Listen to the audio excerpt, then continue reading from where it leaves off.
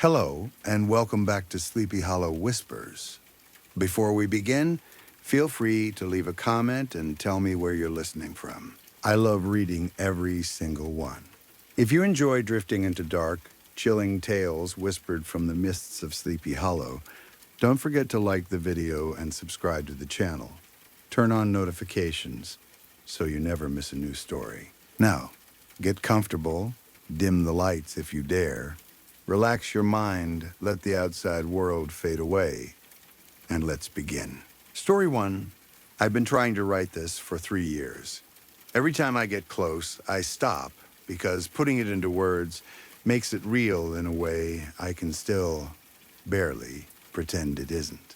But I saw something last week that made it clear it's not over.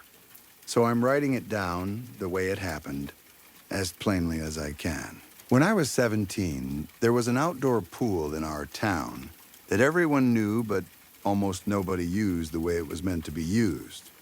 It was open in the summer, crowded on hot days, and completely dead the rest of the year. In the winter, it felt like a place that didn't belong to the town anymore. Too quiet, too empty, like a stage after the audience has left. Julian and I went there one night because we were bored, and because we could. We didn't think of ourselves as the kind of kids who broke into places. We weren't criminals. We were just 17, and that age makes you believe you're testing the world, not the other way around. The fence was easy. It always was. Someone had bent it at the bottom near the trees, just enough for a person to slip through if they didn't mind scratching up their jeans. Julian went first. He had 4 beers in his backpack, and when he landed on the grass inside the grounds, the bottles clanked together in that loud, careless way that makes you wince in a quiet place. He didn't care. He grinned up at me and held the fence open wider with one hand. I followed. The moment my feet hit the ground on the other side, I felt it. Not a sound, not a sight.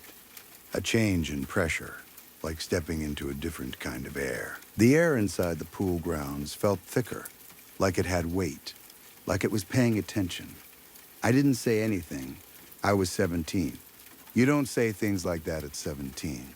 If you do, you become the person who ruins the night. The pool lay in near darkness. The only light came in thin patches through the trees, pale yellow from the street lamps beyond the fence. The building itself had been put up in the 1950s, and it showed. It had that heavy, strict shape a lot of public buildings in that part of Germany had: clean lines, plain concrete, big angles. It wasn't ugly exactly, but it wasn't friendly either. It looked like it was designed to last longer than the people using it. Even though the pool sat close to the center of town, the cliffs around it swallowed most of the city noise.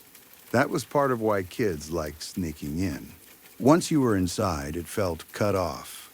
You could hear the wind in the trees and a faint hum of traffic, but everything else was muted. Your own voice sounded strange there, like it didn't want to travel. We crossed the lawn, stepping around benches and trash cans that looked gray in the dark. Julian walked like he owned the place. I stayed half a step behind him, looking around more than I wanted to admit. That's when I noticed the other sound, a soft dripping from somewhere near the diving basin. It wasn't steady. It wasn't like a faucet. It was irregular, but it had a rhythm to it, like it kept almost becoming regular and then refusing to. Drip, pause, drip, drip, long pause, drip. It bothered me right away. The pools had been drained for the winter. There was no water in them. There shouldn't have been anything to drip. I told myself it was a pipe, a small leak in the filtration system, leftover water finding its way out. A normal explanation. I held on to it because that's what you do when you feel something you can't explain. You grab the first reasonable thing and make it a shield. Ahead of us stretched the long rectangular swimming pool, an empty concrete bed. Beside it was the smaller diving basin, separated from the main pool by a narrow concrete walkway. Between them, the walkway ran straight and clean, a pale strip even in the dark. At one end rose the diving platform 10 meters high, a tall block of concrete and metal that looked like it belonged in a different world.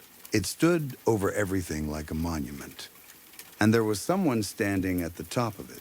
For a second, my brain refused to accept what I was seeing, because it didn't fit. It wasn't a person moving around up there, not someone climbing the ladder or leaning on the railing. It was just a figure, perfectly still, at the very edge of the platform. Too still. Not the stillness of someone looking out over the empty pools.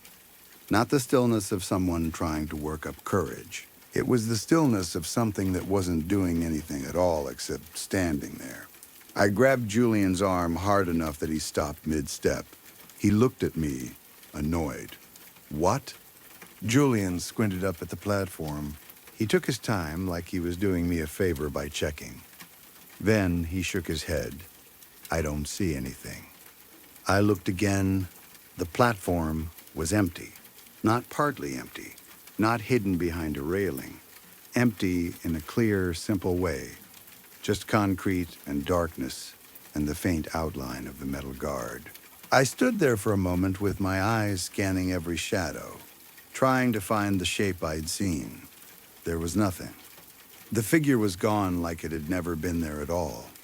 Julian snorted softly. "You're freaking yourself out," he said, and headed for the ladder. I followed him. What else was I going to do? Turning around and climbing back over the fence would have made me look ridiculous, and Julian would have mocked me for the rest of the year. The ladder was cold and slightly damp. The metal steps rattled under our weight as we climbed, the sound carrying farther than it should have in that quiet place. Julian went first, boots clanging. I followed, one hand on the rail, trying not to think about how high it was. Halfway up, I made the mistake of looking down. The lawn, the benches, the empty pools, they were already too far away. The height didn't feel exciting. It felt wrong, like standing above a place that didn't want you there. And the dripping was louder up here, much louder. It wasn't coming from some distant pipe. It was coming from directly below us, from inside the empty diving basin. I didn't look down into the basin. I kept my eyes on the rungs and on Julian's shoes above me. By the time we reached the top, my palms were slick from sweat, even though the night air was cool. Julian walked straight to the edge, like he didn't care about the drop. He sat down with his legs near the ledge and looked out over the empty space, like it was a normal hangout spot. I stayed back. I kept one hand wrapped around the cold metal railing. My eyes adjusted slowly to the dark, and I forced myself to look around the platform again. It was empty. Of course it was. But there was something on the concrete near the railing, close to where I stood. A footprint. Just one. It was wet. The outline was clear, darker than the surrounding concrete, like it had been pressed down with weight. It faced outward, toward the edge. It was too large to be a child's, but it was too narrow to be an adult man's. It didn't look like Julian's shoe. It didn't look like mine, and it made no sense because there was no water anywhere near the platform. The basin was empty. The pool was empty. The entire area was dry. Without thinking, I crouched and put my hand over it. The concrete was cold, but the footprint wasn't. It was still warm. My stomach turned in a slow, heavy way. I straightened up and my voice came out smaller than I wanted. "Julian?" I didn't answer because I couldn't find words that wouldn't make me sound crazy. How do you say, "There's a warm, wet footprint on a 10-meter platform above an empty pool, and it wasn't here a second ago?" Julian reached into his backpack and pulled out one of the beers. He tossed it to me like we were just hanging out on a normal summer night. I caught it with stiff fingers. I took out my pocket knife, wedged it under the cap, and pried it off. The cap popped with a sharp little sound. Without thinking, I flicked the cap over the railing. It hit the concrete below with a clear clack. And then, half a second later, there was another sound. Quieter, wetter, wrong. like something shifting its weight on the floor of the empty diving basin. Julian didn't notice. He was staring out into the dark with that loose, careless look he got when he'd had a beer and felt brave. He sat near the edge, one leg dangling over open air like it meant nothing. "Hey," he said, "have you ever heard the story?" I knew the story. Everyone at school knew it. There were different versions depending on who told it. But the core was always the same. Two boys, refugees from the Kosovo War. Strong alcohol, a warm summer night, a dare. One of them backed up to the far end of the platform and took a running start. He jumped the narrow walkway and landed in the main pool. He made it, barely, and everyone cheered like it was a miracle. His friend tried to follow. Julian told it slowly, like a campfire story, like he enjoyed the way the words changed the air around us. He described the run, the jump, the split second where it looked like the second boy might make it too. Then Julian lifted his fist and opened his hand in front of his face. He made a wet, crushing sound with his mouth. He came down right on the walkway, he said. The wind moved through the trees below, and it sounded like a long exhale. Julian leaned forward slightly, looking down at the pale strip of concrete that separated the pools. "People say," he murmured, "if you get enough speed, it's actually possible. Not on the platform this time. Down on the walkway below." A figure standing exactly where Julian was looking, right at the edge of the concrete facing the diving basin. Facing up toward us, it didn't move. It didn't sway. It didn't shift its weight like a living person would. It was just there, holding that same impossible stillness I'd seen at the top of the platform earlier. This time, Julian saw it too. I know he did because he stopped talking in the middle of a sentence. His whole body went rigid, and it had nothing to do with the beer or the height. It was the kind of stillness that comes from fear, the kind where your muscles lock before your mind fully understands what's happening. We stared down at it. From that distance, I couldn't make out a face. I couldn't make out clothes. It didn't have a clear outline, not in a normal way. It was more like a shape cut out of the dark, an absence where something should have been. The air around it looked wrong. The shadows didn't behave properly. The shadows seemed to fall toward it instead of away from it. I remember that detail clearly because it made no sense. Light doesn't work that way. Shadows don't lean inward like they're being pulled. And then it looked up. I can't tell you how I knew. There were no eyes to catch, no face to read. But the stillness changed, instantly, like a sleeping animal becoming aware of you without moving a muscle. The air tightened, the attention turned. We felt it the way you feel someone standing behind you in a dark room. Julian was on his feet. I was moving too.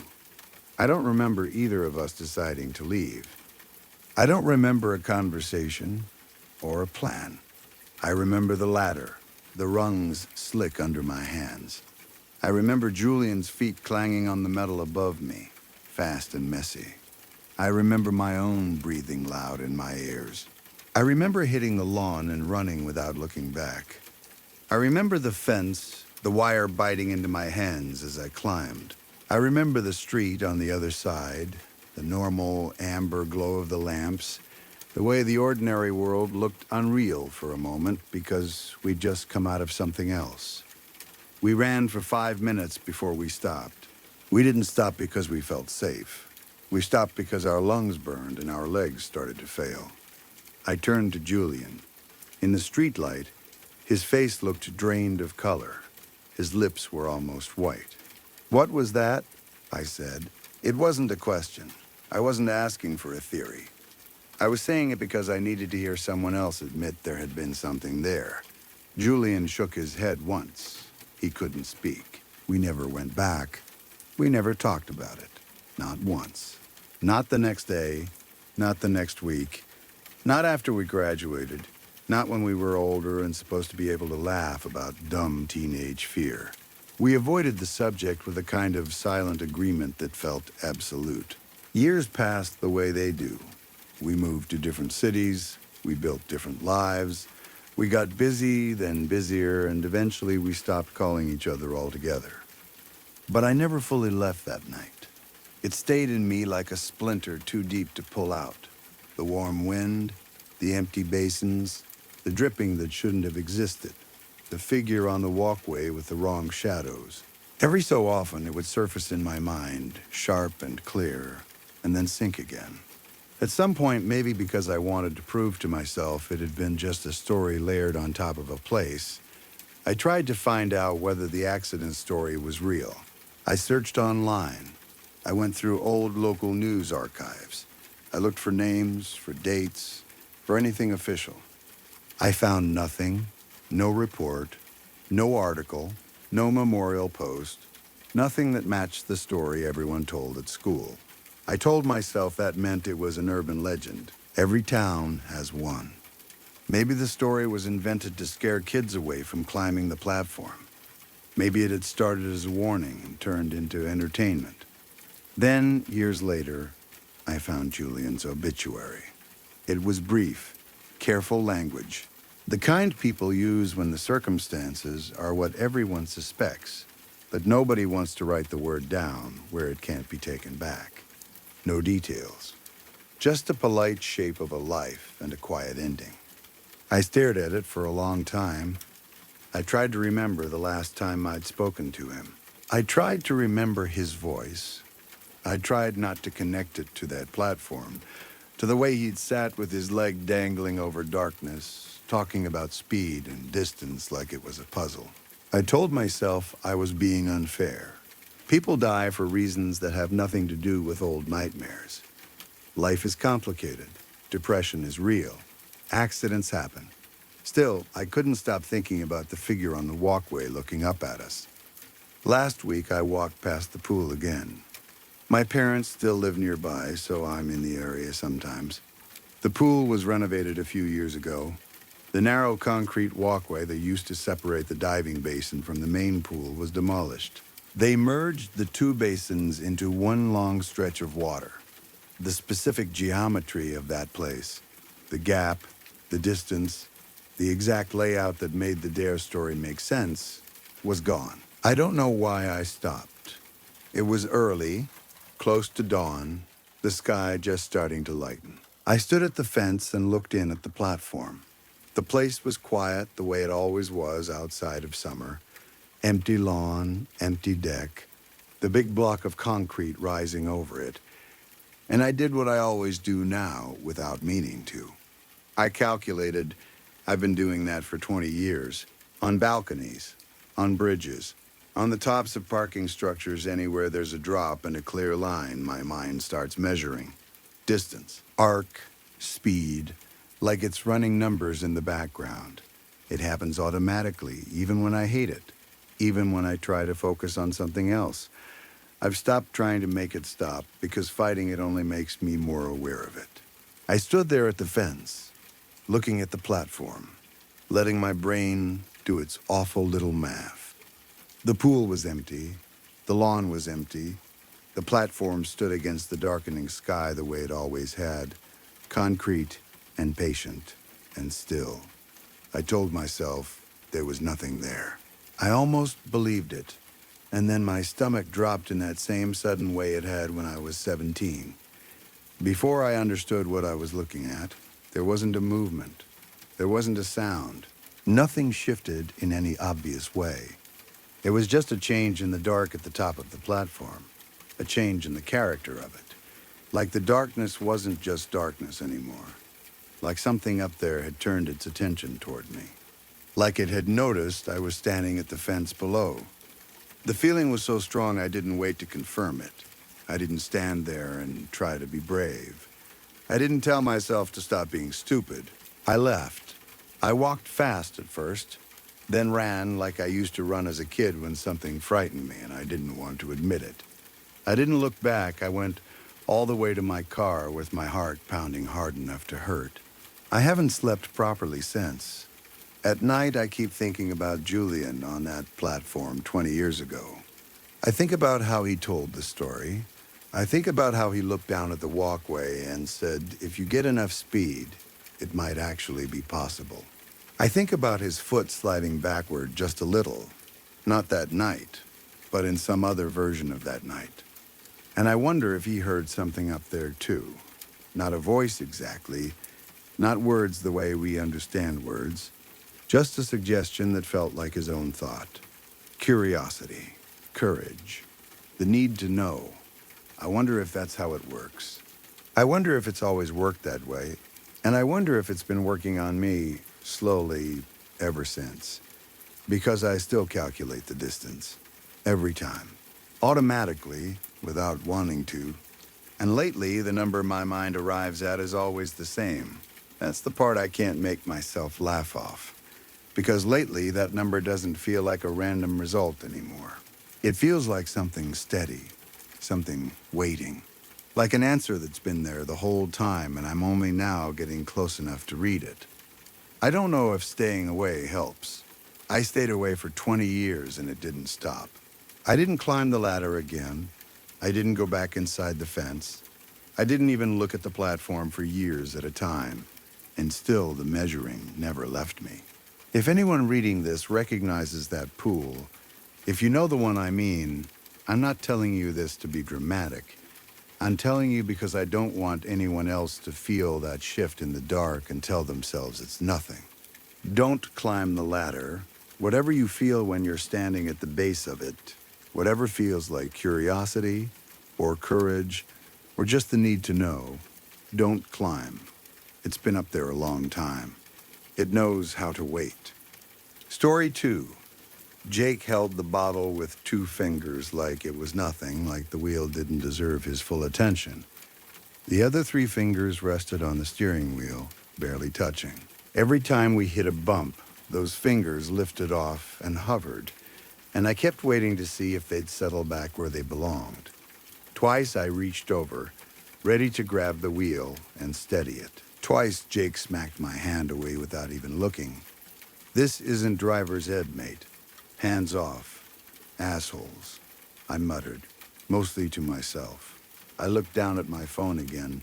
The map was open, the little blue dot glowing like it was confident about something. There's no road here. It just shows trees. Malcolm leaned forward from the back seat, shoving his head between us like he always did when he thought he had something clever to say. They don't always update these things. You think they give a shit what goes on in little old Flockton? Maybe if they'd put a McDonald's here, it'd get a road on Google Maps. I could so go for a McGriddle, Harry said from behind him. Harry's voice had that lazy, thick sound to it, like his mouth was full even when it wasn't. Earlier, I'd seen him eat 4 pot brownies in Michelle's smoke room, with Michelle watching like it was a sport. After that, he'd started drinking like he had something to prove. I honestly wasn't sure how much of our conversation he was even hearing. Jake's free hand drifted out the window again, slicing through the cold air, and it hit me how drunk he must actually be. He hadn't seemed this bad when we left Michelle's place. Or maybe I just hadn't wanted to notice it because I didn't want to be the one who ruined the night. Guys, I said, trying to keep my voice steady. We didn't drive down a dirt road on our way here. At the house, that was their driveway. I pinched the screen and zoomed in, then flipped the phone around so he could see it.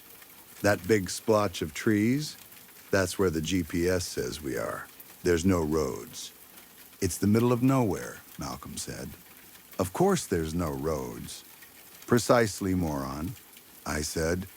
And I meant it, even if it came out tired instead of sharp. Jake made a sound that was half gurgle and half burp. The smell of beer and vodka rolled off him in a wave. He narrowed his eyes at the dark ahead, squinting like the road was doing something unfair. Bankstown? Where the hell is Bankstown? That's the second time I've seen that sign. Jake yanked the wheel too hard, and we snapped back the other way. The rear tires slid on a smooth patch of dirt and hummed, then caught again. For a second, my stomach floated like we were on ice. Hadn't we already passed Bankstown? I remembered the sign, too. Green and white, metal filthy like it had been there forever. I'd been too focused on watching Jake's hands to register how long it had been since we saw it. I looked back at the map and felt my throat tighten. If we'd somehow gotten onto an unmarked road, I had no idea where it led. Deeper into the woods, probably.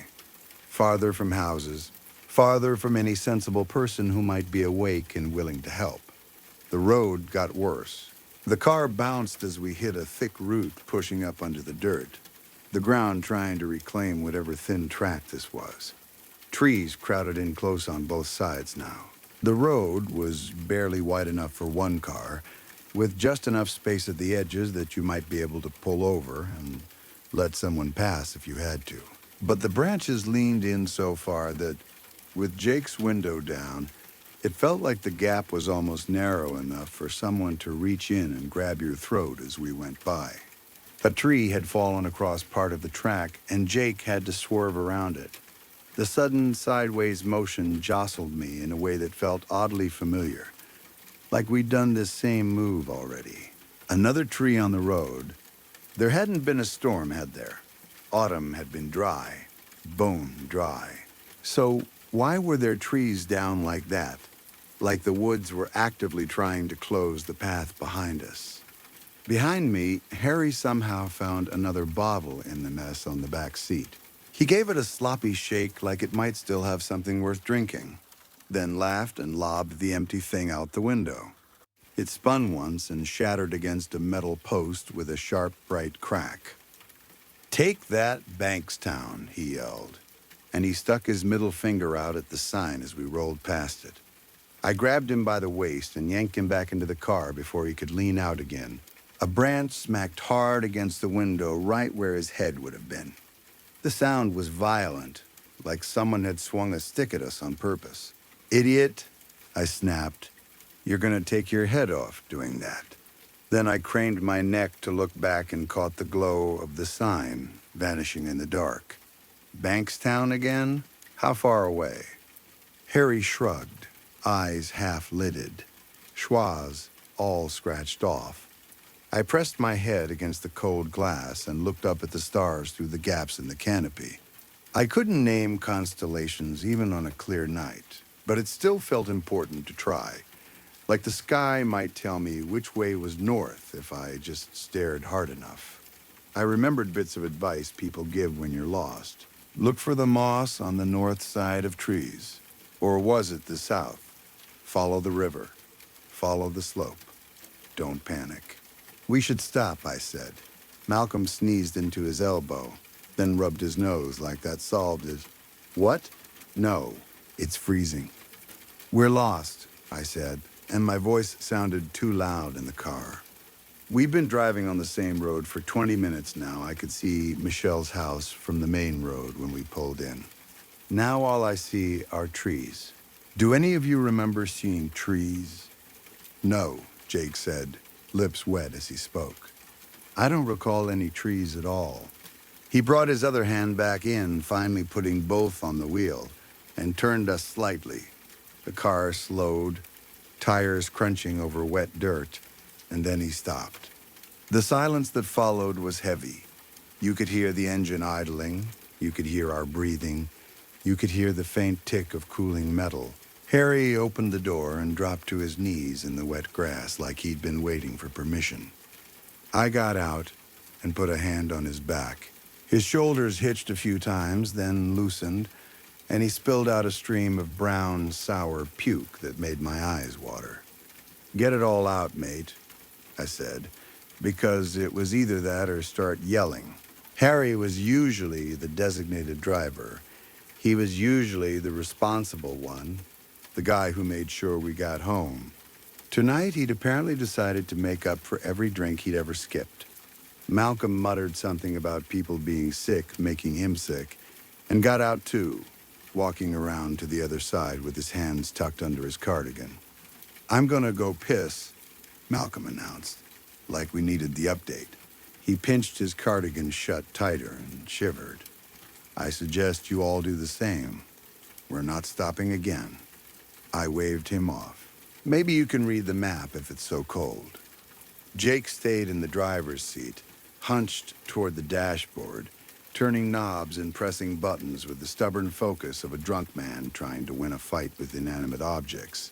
"What the hell's wrong with the radio?" The speakers hissed with static. Under it, I thought I could hear something. Maybe music. Maybe a voice. Maybe my brain trying to make patterns out of noise. Jake turned a big dial and the static changed pitch but didn't go away. He jabbed a button and it popped louder, then faded, then came back. I rubbed my forehead and tried to ignore the pressure building behind my eyes. These idiots. All of them looking at me like I was supposed to fix it. I'd never been here before. Jake was Michelle's friend, not mine. He was the one who said he knew the way. He was the one who insisted he was fine to drive. "You've been here before, haven't you?" I asked him. His eyes stayed on the dashboard. "I don't recognize anything. I thought you knew where we were going." "I've been telling you I don't know where we are," I said. "You must have missed a turn. We left by the same gate." Behind me, Harry gagged again. The radio kept popping between static and warped voices, like snippets of a conversation being chewed up and spat out. The engine idled. Cold air crept into my sleeves and bitted my fingers. I pulled my hands deeper into my cuffs and sat in the passenger seat with the door open, feet on the dirt, trying to think. That was when I saw the sign ahead. Through the tangled branches and leaves, the headlights caught it. The word Bankstown glowed white in the beam. On the right side of the sign was a long silver scratch, bright and clean where the dirt couldn't stick. I'd seen that scratch before, not a similar mark. The same mark, the same sign. My stomach dropped, slow and heavy, like an elevator failing. We were driving in circles. A sudden burst of movement exploded above us as a flock of birds shot out of the treetops, wings beating hard. The sound was chaotic in the quiet, and it made me flinch so hard my shoulders hurt. I buried my face in my hands, feeling a horrible urge to laugh, not because it was funny, but because my brain didn't know what else to do. Jake and Harry were too drunk to help. Malcolm was Malcolm, good at pointing out what was wrong, useless at solving anything, and now he'd wandered off into the woods to piss like that was normal. Then I heard him. Whoa, whoa, oh my God. I snapped upright and got out. Malcolm came running back toward the car, arms flailing, pointing behind him as if something was right on his heels. His face had drained of color. "There's people here," he gasped, "watching me piss." He threw himself into the back seat so hard the whole car rocked. "Get in. Go. For real. Go." My first thought was that he was messing with us. Malcolm loved that kind of thing. But the fear in his voice didn't sound like a joke. It sounded thin and cracked, like a real panic. Harry was still half on his knees. I grabbed his collar and hauled him back into the car, forcing him into the seat. He mumbled something and tried to push me away, but he didn't really have strength. I slammed the passenger door shut and turned to look where Malcolm had pointed. Between two trees, just inside the black edge of the woods, something moved. For a split second, all I saw was a dull shape catching the headlights. Then I understood what it was. The head of an iron axe, the blade reflecting light, then retreating smoothly back into the darkness, like it had been pulled away by someone who knew exactly where to stand so we couldn't see the rest of them. If it had been leaning there, I might have convinced myself it was nothing. Some old tool left in the woods. But it hadn't been still. It had moved. It had been hidden. Someone had been holding it. Jake's hand went for the handbrake. He disengaged it with a jerk. I dropped into my seat and yanked the door handle to make sure it was shut. Jake stomped the gas and the car lurched forward. The headlights swept across the roadside, and for one clear, awful moment I saw him. A large, naked man stood there like he'd been placed on the road, as if he'd always been there and the trees had simply decided to reveal him. A bag was over his head, the fabric pulled tight enough that the shape of his nose pressed against it. He didn't flinch from the light. He didn't raise an arm. He didn't chase. He just watched us go. A short laugh burst out of me, sharp and stupid, like my body trying to turn terror into something manageable. We weren't just on the wrong road. We were on the wrong kind of road. Go, go, Malcolm screamed from the back. Jake floored it. Harry slid off his seat and tumbled forward, getting wedged awkwardly between the seats with a grunt. I twisted in my seat, watching the masked man vanish behind us in the dust and the dark. Right before he disappeared completely, I saw one leg step forward, slow and deliberate. I looked at my map one more time, clinging to the idea that the blue dot meant anything. The screen told me we were in the middle of the Yarnsby River. I stared at it until my eyes watered, then I locked my phone and shoved it into my pocket. There was no point. We just needed to drive. The road would have to lead somewhere eventually. Roads didn't go forever without connecting to something. Then Jake's voice went tight, almost sober with fear. No. No. What? I said, already knowing I wouldn't like the answer. Jake ducked forward toward the windshield, squinting. Bankstown again? That's the same sign. It's the same fucking sign, Callum. Not the same type. The same sign. It's got a scratch on it, did you see? No. I lied automatically.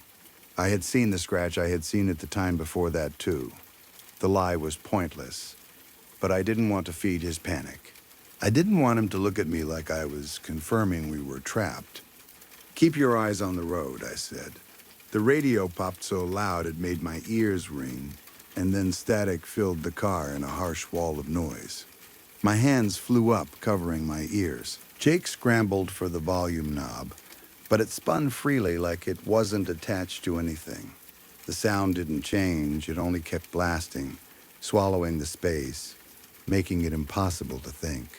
Harry vomited over himself, warm and awful in the cramped back seat, the smell instantly thick. Malcolm crawled on his knees to the back window, pressing his forehead to the glass like he could force his eyes to see through the night. He's still there, Malcolm said, voice shaking. He's not moving. He just keeps being there. Look, behind the sign. For a second, moonlight caught something on the ground and a small shard flashed bright. A piece of broken beer bottle, glittering like an eye. Harry stirred, groaning, and more bottles clicked together under the seat, as if the car itself was full of them. Guys, Jake suddenly yelled, and the tone made my skin go cold. Guys, when did we pass under a bridge? We didn't, I said automatically, but as I looked ahead, my words dried up. A tall stone bridge crossed the road in front of us. Not a normal overpass. This thing looked old, heavy, like something built into the side of a hill decades ago.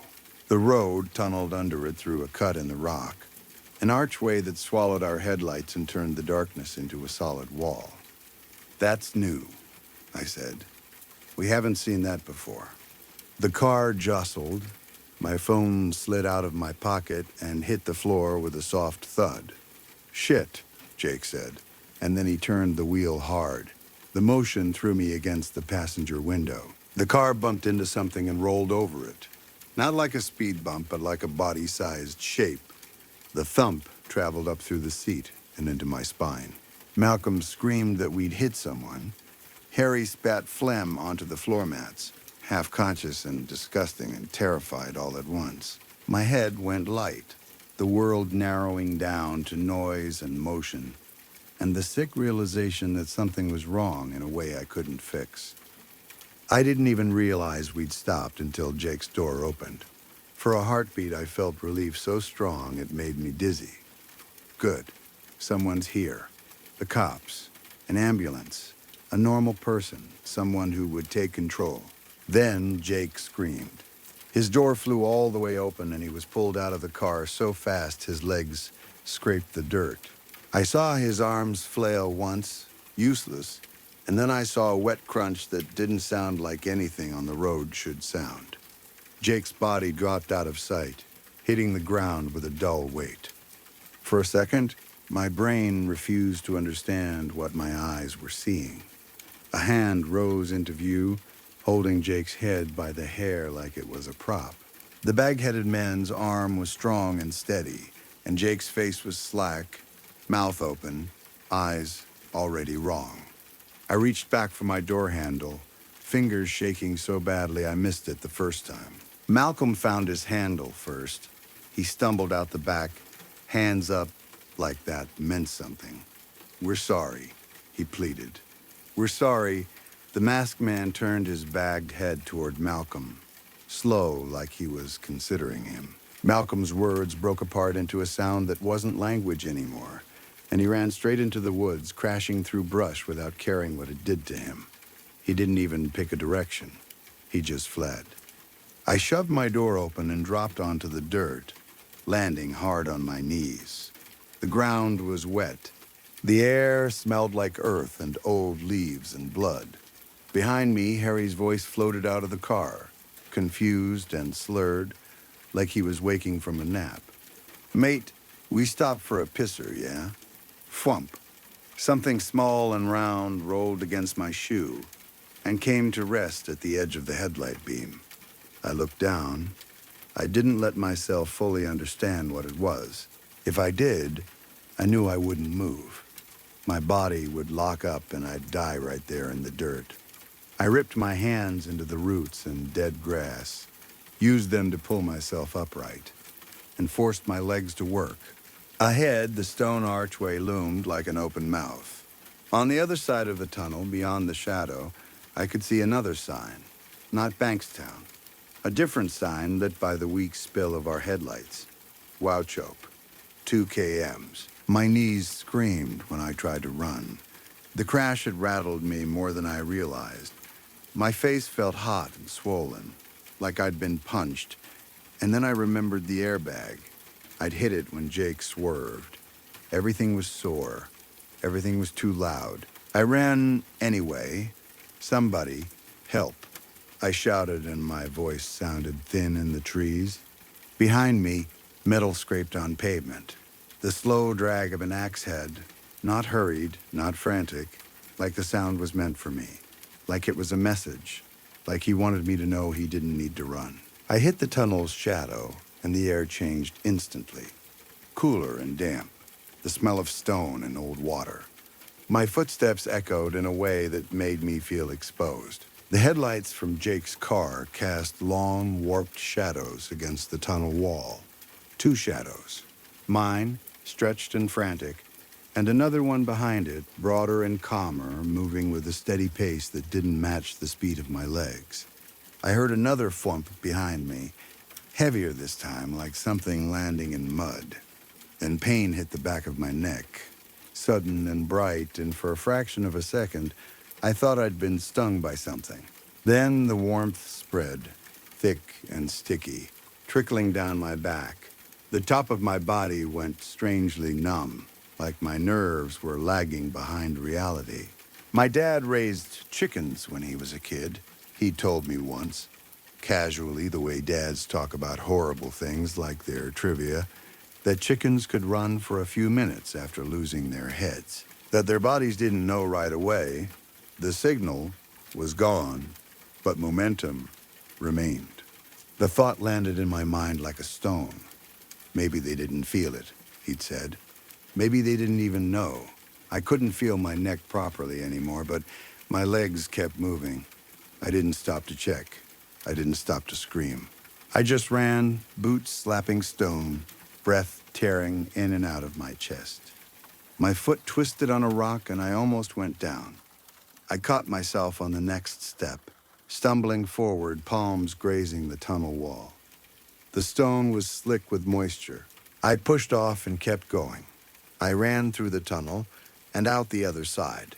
A single streetlight stood beyond, casting a warm circle onto the road and onto the Wauchope sign, making it look normal, almost comforting. I stumbled into that light like it was safety. I turned back, desperate to see empty darkness, desperate to see that the bag-headed man hadn't followed. He was gone. There was only Jake's car sitting at the mouth of the tunnel, headlights still on, beaming into the stone like nothing had happened. Dust hung in the air, glowing faintly in the light, and on the ground near the car, shapes that my mind tried not to name. What was left of Jake? What was left of Harry? I stood there in the streetlight, shaking so hard my teeth clicked, and I understood finally that the road hadn't been leading us anywhere at all. It had been keeping us there, looping us back, showing us the same sign again and again until we were tired and drunk and scared enough to stop, until we belonged to it. Story 3. It was October of 2022, and I was working nights as a medical equipment delivery driver in Pennsylvania. The job was mostly long, quiet driving with a cooler full of supplies in the back, paperwork on the passenger seat, and that clean, sharp smell of rubbing alcohol that sticks to your hands even after you wash them. Most nights, I barely saw anyone. I'd drop off oxygen tanks or a walker, get a signature, and keep moving. That night, I finished my last drop in Scranton, close to 1 in the morning. I remember checking the time on the dash and feeling that familiar mix of relief and exhaustion, like my body had been holding itself upright on pure routine. Outside, the air was damp and cold, the kind that doesn't just chill you, but sinks into your clothes and stays there. The streets were empty. Even the lights downtown looked weak and tired. Instead of taking the main highway back toward Wilkes-Barre, I decided to cut through the back roads. I'd used the route once in daylight, and it had saved time. At 1 in the morning, though, it was like stepping into a different place. The trees were closer, the road was narrower, and the darkness wasn't normal darkness. It felt thick, the kind of dark that makes you lower your voice without meaning to. The fog started about 10 minutes in. At first, it was just a low layer over the road. Then it got heavier until it seemed to fill the whole world. It wasn't the usual gray mist, either. It had a yellow tint to it like old cigarette smoke. It moved in slow rolls across the headlights, almost like it was breathing. I know fog can play tricks, but this didn't behave like weather. It didn't drift the way wind makes it drift. It gathered around the truck and clung to it. I slowed down to a crawl, both hands tight on the wheel. My headlights turned into 2 weak cones. I could barely see 5 feet in front of the hood, and everything outside that little pocket of light looked like it didn't exist. No houses, no other cars, not even the glow of a porch light in the distance. Just the road and those close black trees. About 20 minutes into the drive, the forest seemed to press in on the road. It wasn't only that the branches were close. It was the feeling that the space itself was shrinking, like I'd entered a stretch of road that didn't want anything passing through it. There was no sound except the hum of my tires on cracked asphalt and the low whine of the engine. No crickets, no wind, no distant traffic. It made me aware of my own breathing, shallow and fast, like my body had noticed something my mind hadn't caught up to yet. Then I saw an SUV on the shoulder. At first, it was just a darker shape in the fog, but as I got closer, the details hit me hard. The windshield was smashed inward, not cracked like a normal accident. It looked like someone had hit it over and over from the outside, the glass punched into the cabin in sharp, jagged chunks. The SUV was parked at a strange angle, nose slightly toward the road, as if it had swerved to avoid something, and stopped suddenly. No headlights, no hazards, no interior lights. Just a heavy, dead shape sitting there like it had been dropped from the sky. My stomach tightened. Every part of me wanted to keep driving. The fog, the silence, the way the wreck looked wrong, it all screamed at me to stay in the truck and leave it behind. But out there on those roads, if someone's hurt and nobody stops, they can die. I'd seen too many stories on the news. I told myself the smashed windshield could be a deer strike, or vandals, or anything that didn't involve what my instincts were whispering. I pulled over. I left the engine running.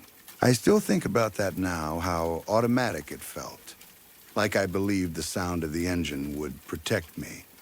I stepped out and the cold hit me hard, like walking into a freezer. The fog felt wet against my face. I shut the truck door behind me, not even thinking, and stood for a second listening. Nothing. The silence was so complete it felt staged, like the world had been muted. I could hear my own heartbeat and the faint tick of the engine idling, and that was it. I called out, "Is anyone there? Do you need help?" My voice sounded small, like it didn't belong out there. The fog swallowed it almost immediately. No answer. I walked toward the SUV, my phone in my hand with the flashlight on. The beam didn't cut through the fog the way it should have. It made a bright white spot and then faded into yellow haze. The closer I got, the worse the smell became. At first, it was wet dirt and something sour. Then it turned into something sharper, like pennies and rust. Blood has a smell you don't forget once you've encountered it. Under that was something older, like decay trapped in a closed room for years. I leaned in and looked through the shattered windshield. The seats were empty. No driver, no passenger. I felt a wave of relief, then confusion. If nobody was inside, why did it feel like I was being watched from the moment I stopped? That was when I noticed the interior of the SUV. The upholstery on the seats had been shredded into long strips, but not in a messy way. The cuts looked neat, deliberate, almost careful. It reminded me of someone cutting fabric into ribbons for a project. It made my mouth go dry. I walked around to the back. The rear door on the driver's side was slightly open, just enough to show darkness inside. I hesitated, then used my free hand to pull it wider. Inside were shoes. At first, I couldn't understand what I was seeing because my brain refused to label it.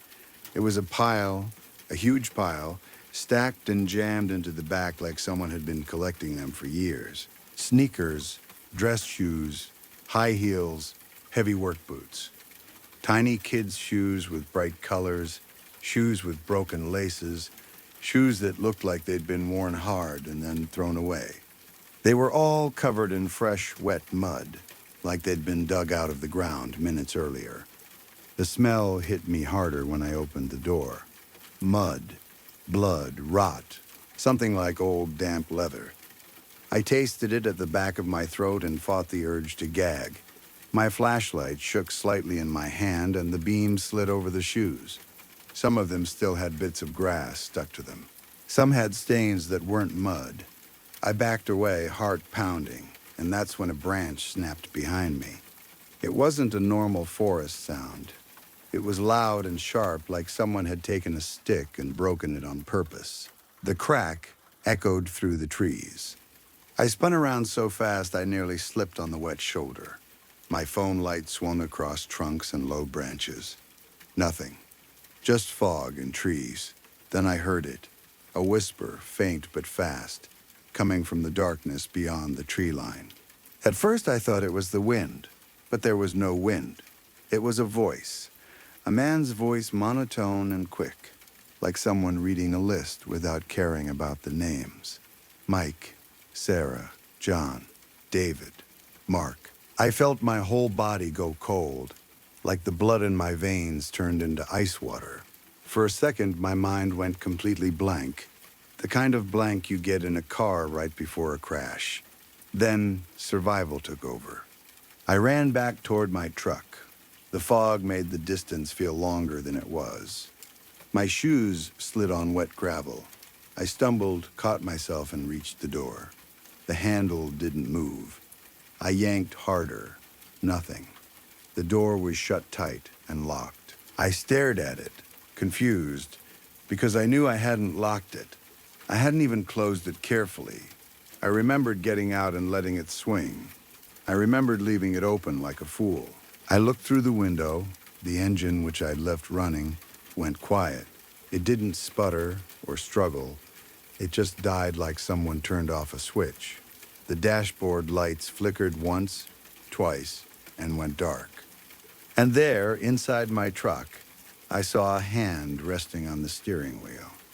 It wasn't normal skin color.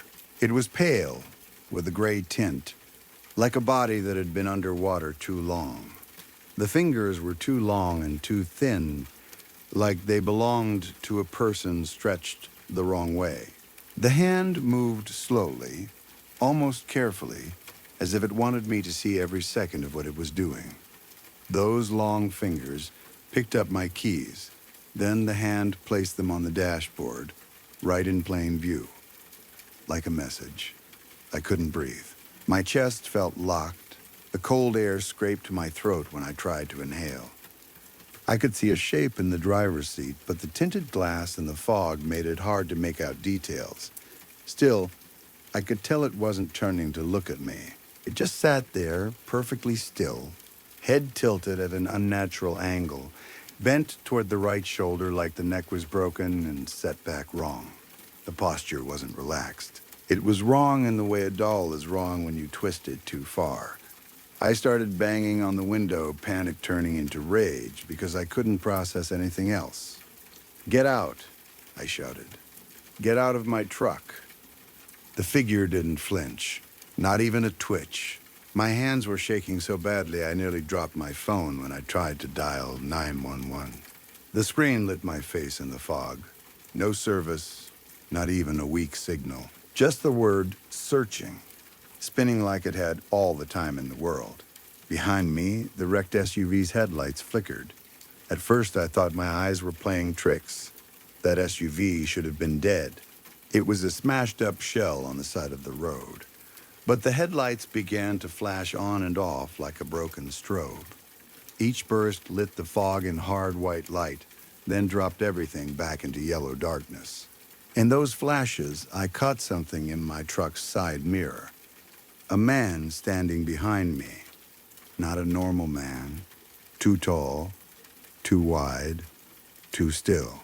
He was right there in the middle of the road, close enough that he would have been in my peripheral vision if the fog wasn't so thick. He wore a mask made of thick leather, dirty and patched together, stitched from different pieces like a crude craft project. The seams looked rough and dark, and something about the shape made my skin crawl. It didn't look like a store mask. It looked like something made in a basement, slowly, by someone patient. I didn't think. I didn't plan. I just ran. I scrambled away from the truck and bolted toward the woods because it was the only direction that wasn't blocked by my own trapped vehicle and that flashing SUV. The branches grabbed at my jacket. The ground was uneven, slick with mud and wet leaves. My lungs burned almost instantly. Behind me, I heard footsteps. They weren't normal running steps. They were heavy, rhythmic thuds, and then long silences like whoever was chasing me wasn't taking quick strides. It sounded like leaping, like something landing hard, then pausing, then landing again closer than it should have been. I ran until I tripped over a rotting log and went down face first into a muddy ditch. The mud was cold and thick. I pushed myself up, choking, and crawled into the hollow of a dead oak tree that had split open. The inside smelled like wet wood and fungus.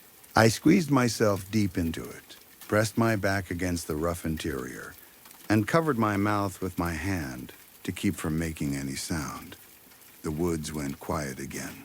I watched through the brush as the tall man walked past my hiding place. He was huge, at least 7 feet tall, wearing old miner's overalls that hung loose on his frame. They were stained with grease and dirt, and the fabric looked torn in places, like it had been caught on rocks over and over. His boots sank into the mud with each step, but he moved steadily, without any hurry at all, like he knew I couldn't get far. He wasn't holding a knife or a gun. He was holding an old silver tape recorder, the kind people used before phones could record everything. He stopped about 10 feet from my tree. He pressed a button. A voice came out of the speaker. My voice? "Is anyone there? Do you need help?" The recorder played it again and again. The same exact tone, the same thin sound of my words in the fog. Then he adjusted something, and the tape slowed down until my voice turned into a low, stretched growl. He let it play like that for a few seconds, then clicked it off. He stood still and lifted his head slightly, sniffing the air like an animal. My stomach turned because I realized he wasn't searching with his eyes. He was hunting with something else. Then my phone buzzed in my pocket. A text message. The vibration was soft, but in that absolute silence it was loud enough to feel like an alarm. My entire body went stiff. I tried to stop breathing. I tried to will time backward.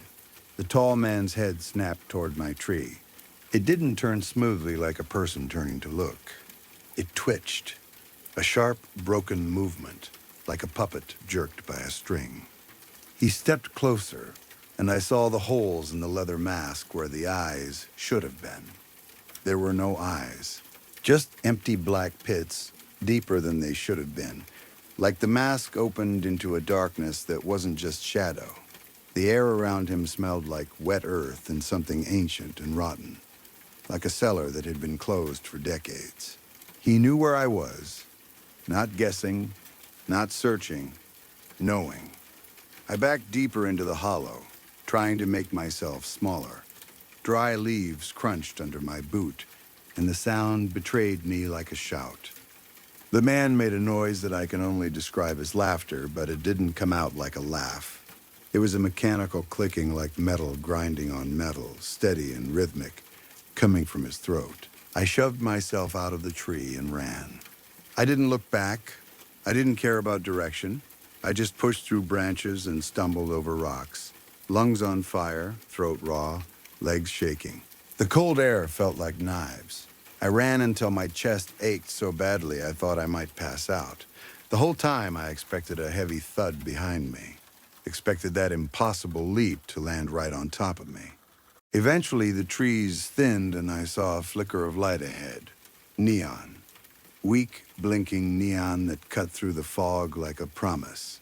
A roadside motel. It looked awful. The sign buzzed and half the letters were dark. The building's paint was peeling. A few windows were lit, but the light was dim and sickly, like old bulbs behind dirty curtains. Still, it was a building. It was a door that could lock. It was a place with other humans, or at least it should have been. I ran to the lobby and burst through the glass door so hard it nearly slammed back into me. A bell on the counter didn't ring. Either it was broken or it had been removed. An old man sat behind the desk, staring at a small TV that showed nothing but gray static. The sound of the static filled the room like rain. He didn't react to me at first. Not to my mud-covered clothes, or the blood on my hands from where I'd scraped myself, or the way I was gasping like I'd been underwater. "Please," I said, barely able to get the word out. "Call the police. There's someone out there. He's got my truck." The old man finally turned his head slowly, as if it took effort. His eyes were cloudy with cataracts, milky and dull. When he spoke, his voice was dry and hollow. "You're delivery driver number 4 this week," he said. I just stared at him, trying to make sense of the sentence. What? What does that mean? "Call the cops." He didn't reach for a phone. He lifted a crooked finger and pointed down a dark hallway behind me. "Lines are down," he muttered. "The fog eats the signal. You can wait in the room at the end of the hall until morning. Nobody goes out in the fog." It was a rule. I was too exhausted to argue, too scared to run back outside, and too shocked to do anything except follow instructions.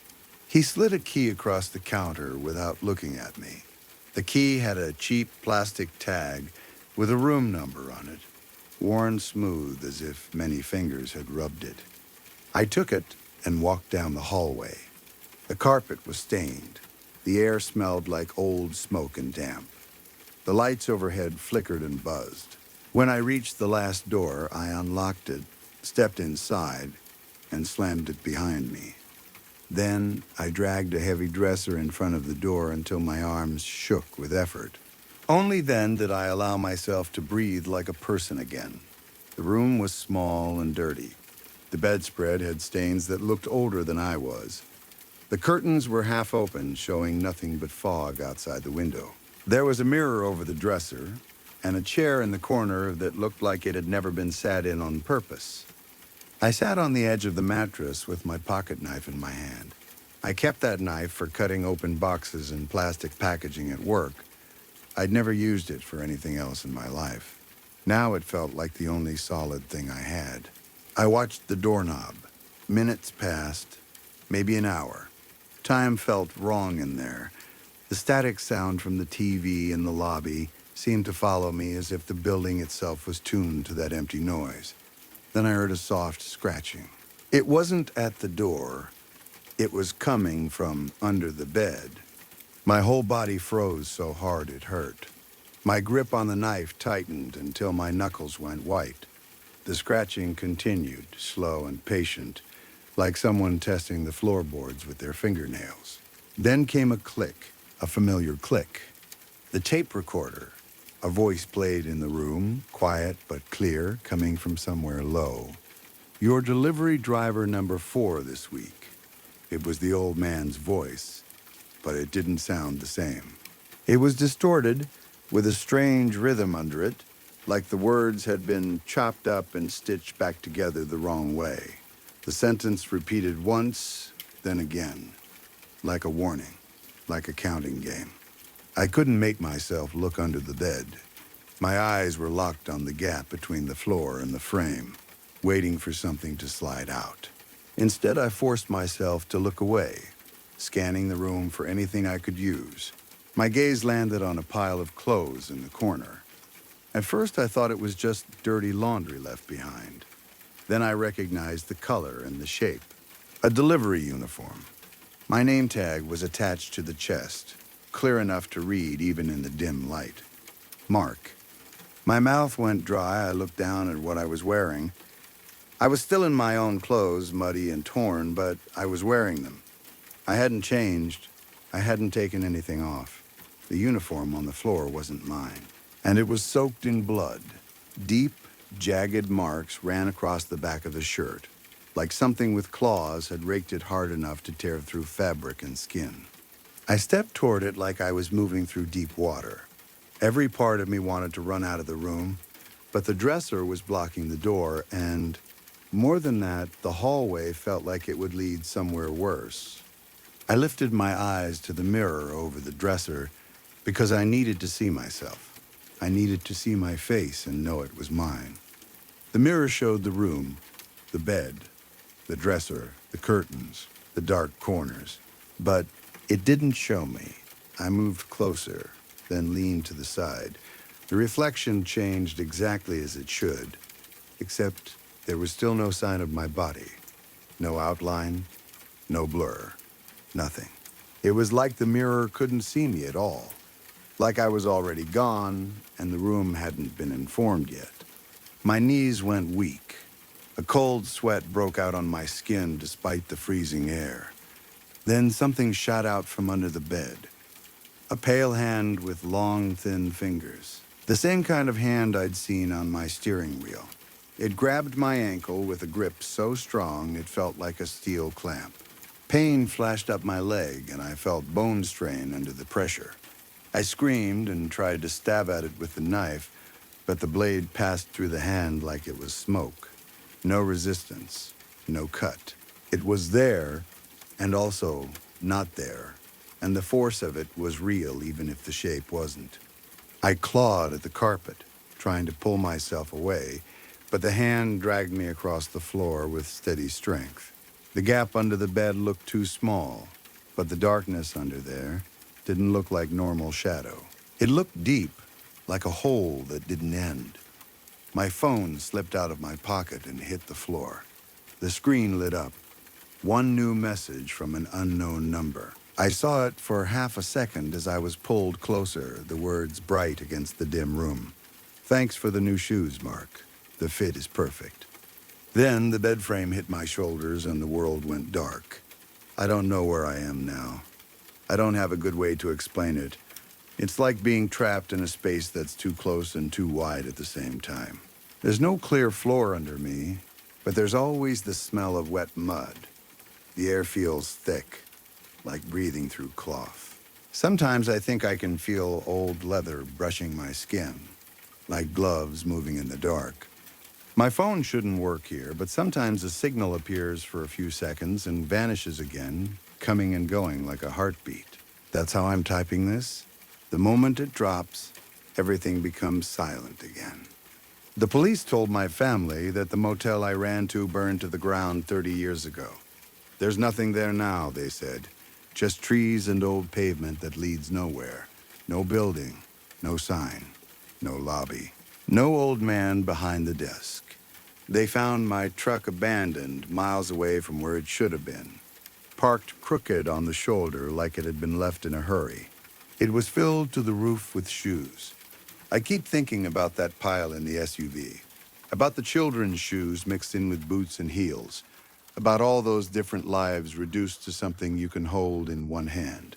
I keep thinking about my keys placed on the dashboard like an offering. Keys, truck, shoes, small pieces at a time. In the dark here, I can hear the tape recorder again. It's close, even when I can't see anything. Sometimes it plays my voice asking for help, stretched and slowed until it doesn't sound human.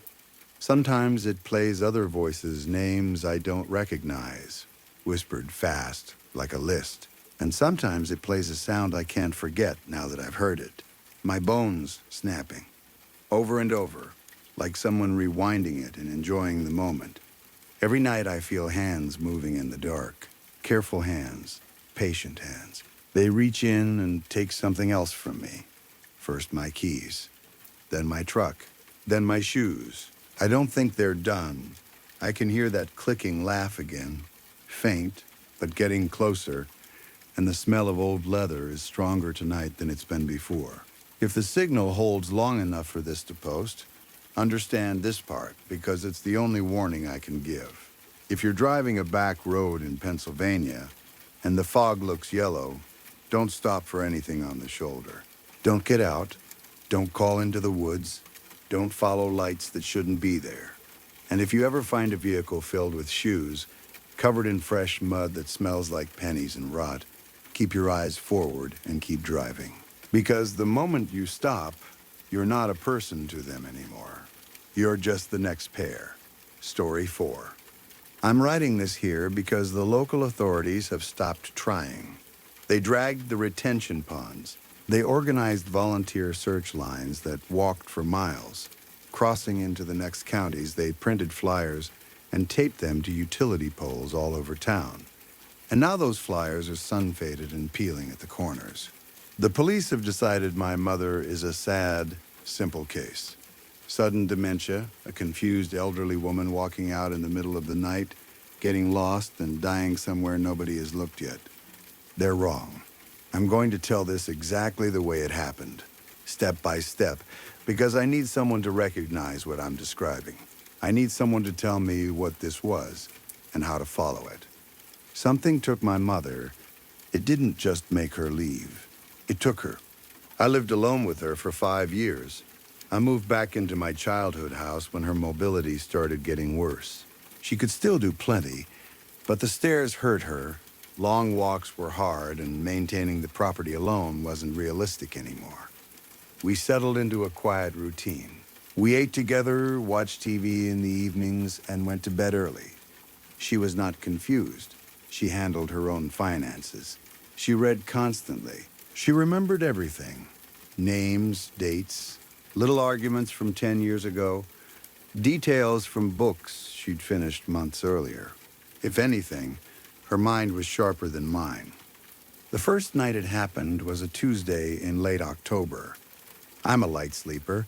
The house has its normal sounds, pipes, settling wood, the hum of appliances, but those blend into the background. Anything sharp or out of place wakes me right away.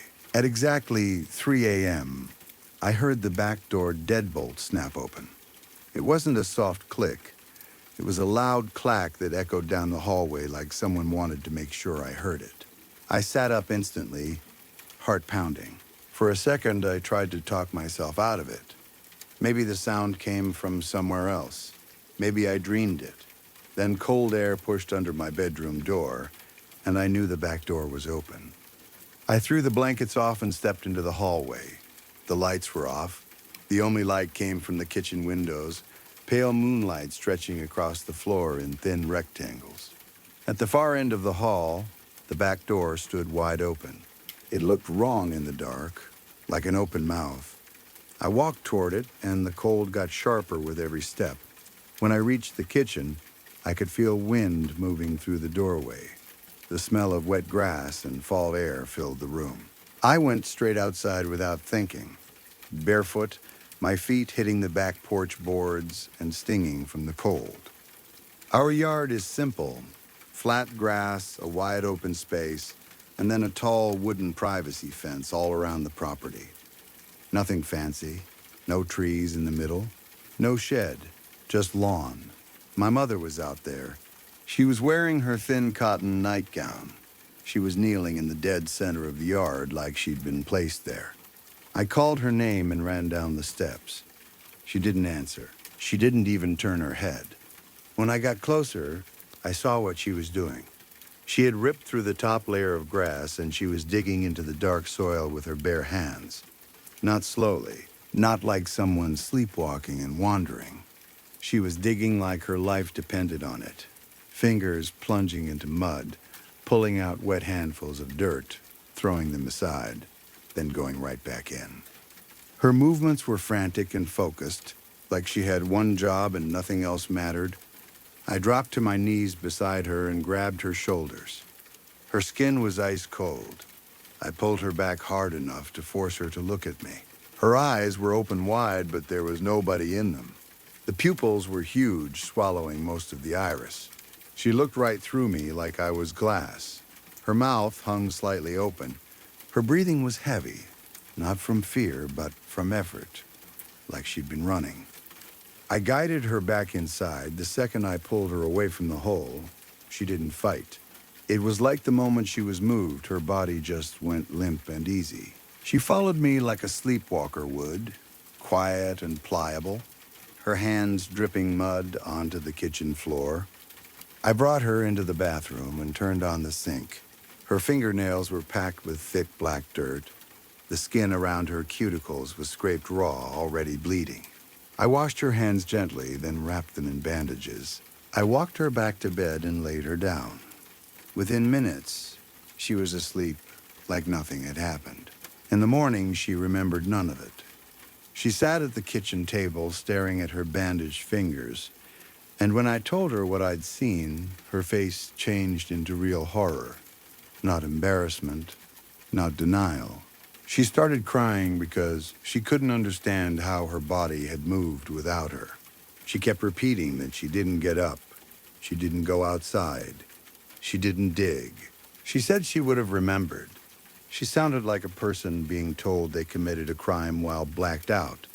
We got an emergency appointment with her doctor. He did tests. He checked her balance, her reflexes, her eye response, asked questions to measure memory and awareness.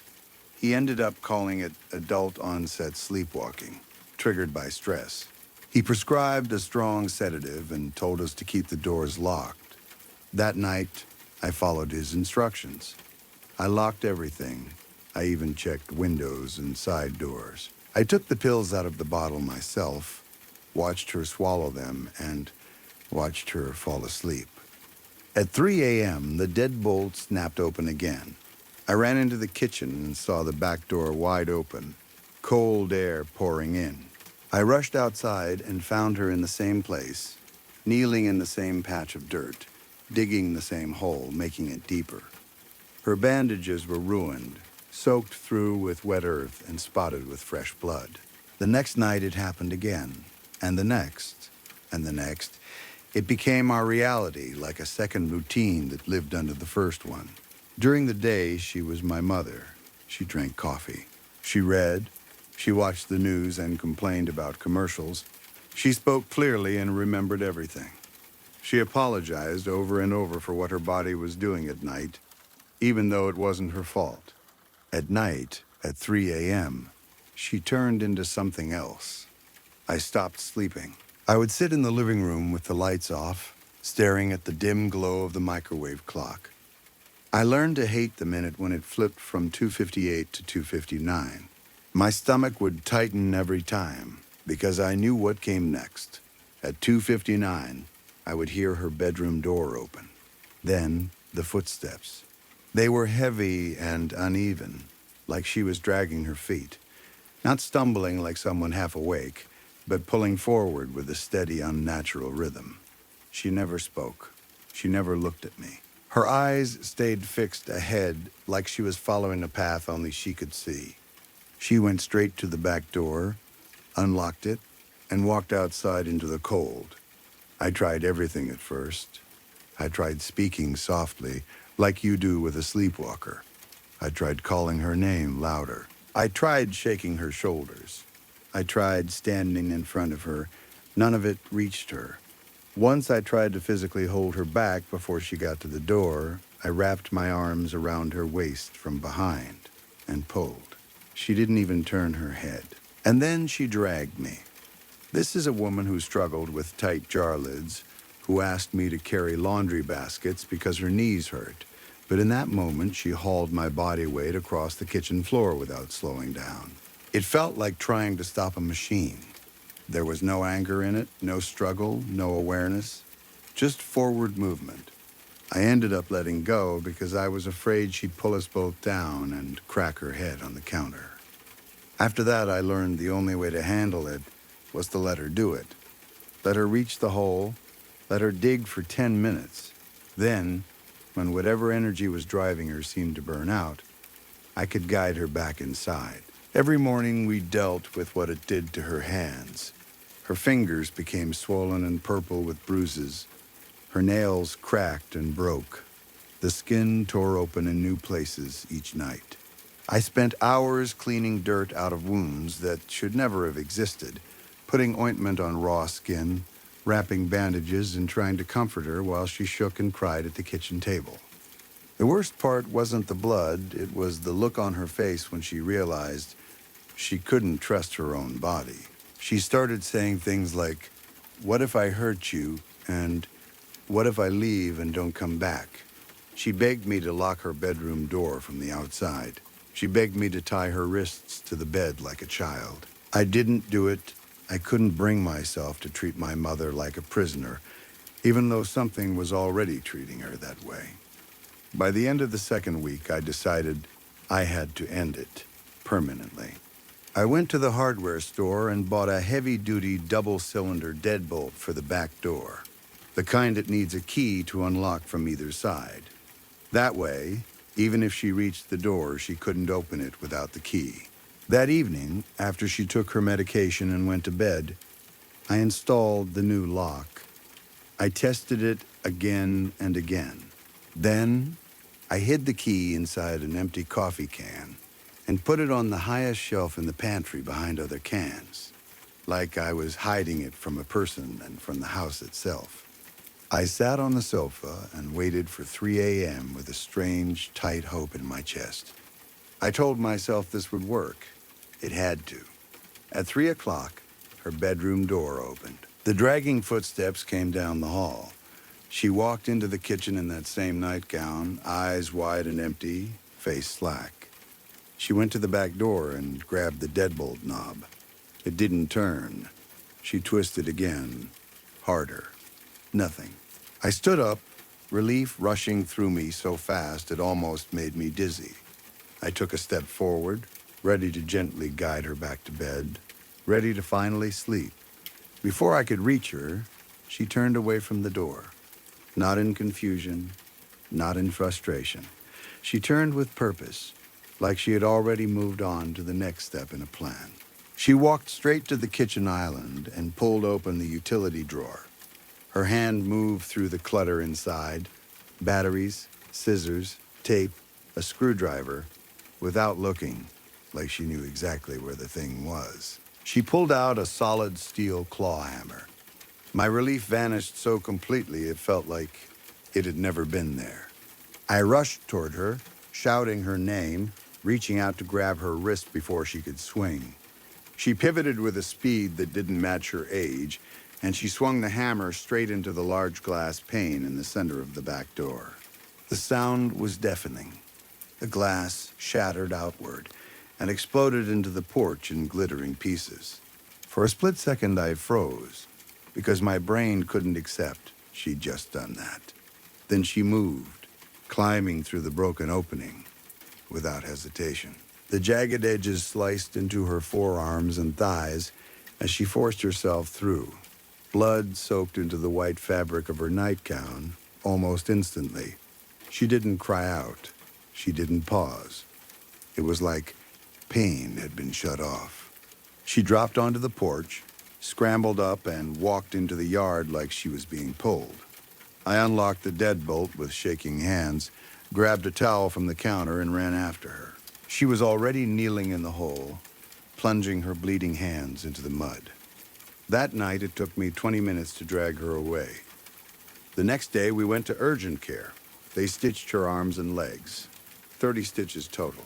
Only after the medical staff cleaned her wounds and the adrenaline faded did she really register what had happened. When she saw the blood-stained nightgown, when she felt the deep burning pain, she broke down in a way that scared me more than the digging did. She sobbed and begged me to tie her down. She begged me to lock her in a room like an animal. I brought her home. I gave her the strongest dose of her sedatives. I stayed beside her bed until I was sure she was deeply asleep. Then I sat at the kitchen table alone, staring out at the shattered back door and the dark yard beyond it. The hole was bigger now. Over weeks, her hands had made it roughly 3 feet wide and 2 feet deep. Ragged edges, clumps of torn grass, mud smeared in a wide radius like a crime scene.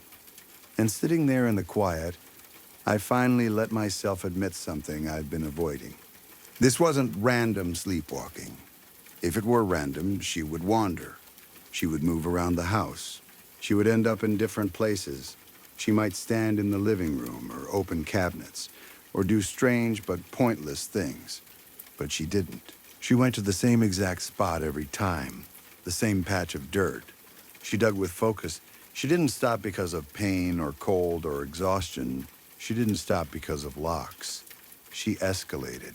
She was aiming at something. And now the thought wouldn't leave me alone. What was down there? I told myself it was probably something normal. An old pipe, a buried rock, the remains of some animal. Anything that could snag a half-dreaming mind and turn it into a repeated action. But even as I tried to make it ordinary, I couldn't ignore how wrong it felt.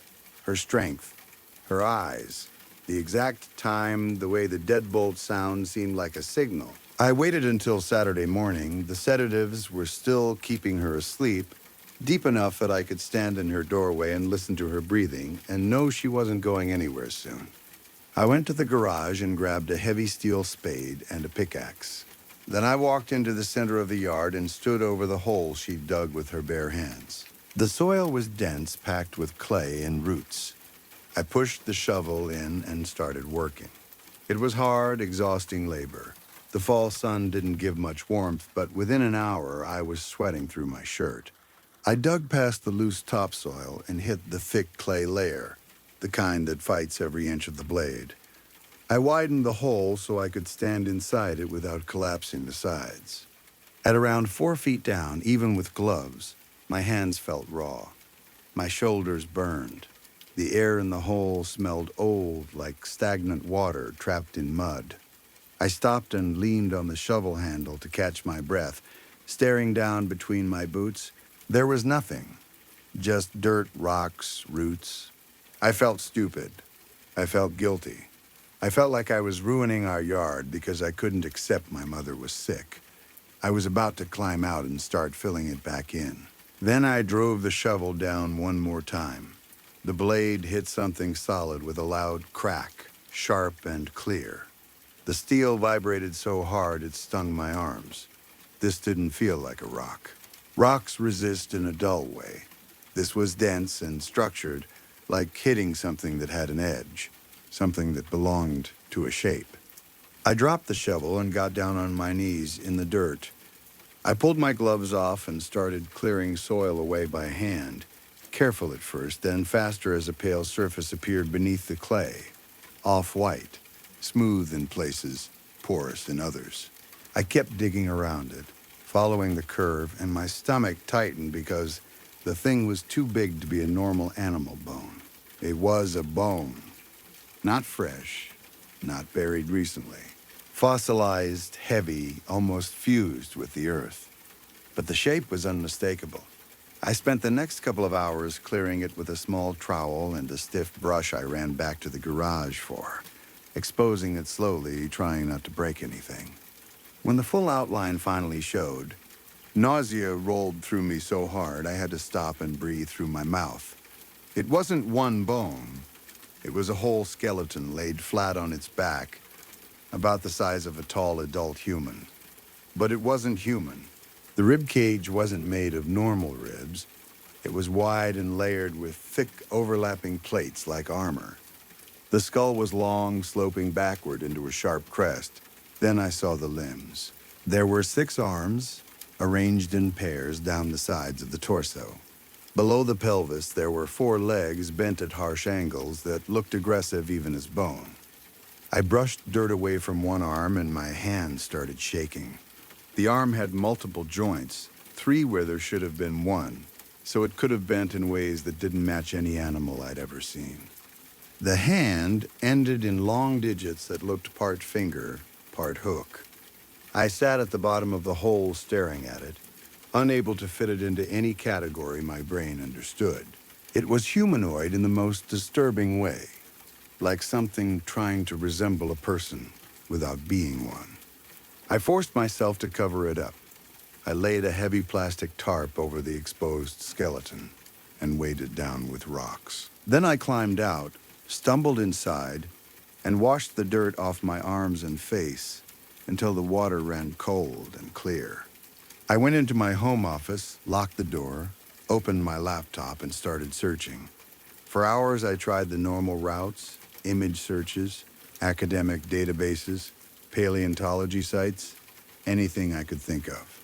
I typed every description in different ways. 6-armed hominid fossil, 4-legged human-like skeleton, multi-jointed limbs, plated rib cage. I searched late into the afternoon until my eyes hurt. The mainstream internet gave me nothing. No match, no article, no study, no hoax story that looked even close. So I went deeper, because at that point I was past caring whether it sounded crazy. I dug through obscure forums and fringe archaeology boards and old unindexed directories. I read conspiracy threads and half-broken websites full of nonsense, trying to find one piece that wasn't nonsense. Near sunset, on a dead message board that looked like it hadn't been updated in years, I found a link someone had posted in a comment with no explanation. I clicked it. It opened a plain text blog on an anonymous proxy server. The background was black. The words were stark white. It looked like something made to avoid attention, like someone didn't want it to be found. There was one image in the middle of the page, a crude charcoal drawing on rough paper, and it was exactly what I had in my yard. The skull, the plated ribs, the 6 arms, the 4 legs, even the weird angles of the joints. It wasn't similar. It was the same. I scrolled down, and the writing under the image was messy, like the author had been shaking or rushing. No clean paragraphs, almost no punctuation. The author called the creature a sleeper. According to the blog, sleepers were ancient apex beings that existed on Earth millions of years before primates. They didn't go extinct. They didn't die off. They buried themselves deep in the ground and entered a kind of stone dormancy so they could survive changes in the planet. Shifts, ice ages, changes in air, everything. The post said they carried a psychic weight so strong that even when their bodies fossilized, their minds stayed active. Their thoughts spread outward like a broadcast, pressing into anything living nearby. Then I reached the paragraph that made my blood run cold. It said when a sleeper wants to rise, it can't move its stone body. It needs labor. It needs a worker. The broadcast searches for a vulnerable mind close enough to reach someone sick, weak, old, stressed, and it slips into the subconscious. It doesn't convince the person. It commands them. The host will dig without understanding why, without protecting themselves, digging with bare hands through dirt and stone until the sleeper is exposed. I stared at the screen with my heart pounding so hard I felt it in my throat. It wasn't just describing my mother. It was describing the last 2 weeks of our lives like someone had been watching us. I read the final lines. The post said, "Exposure to open air starts the waking cycle. The psychic connection becomes permanent." And then, the worst part, the sleeper needs a living vessel.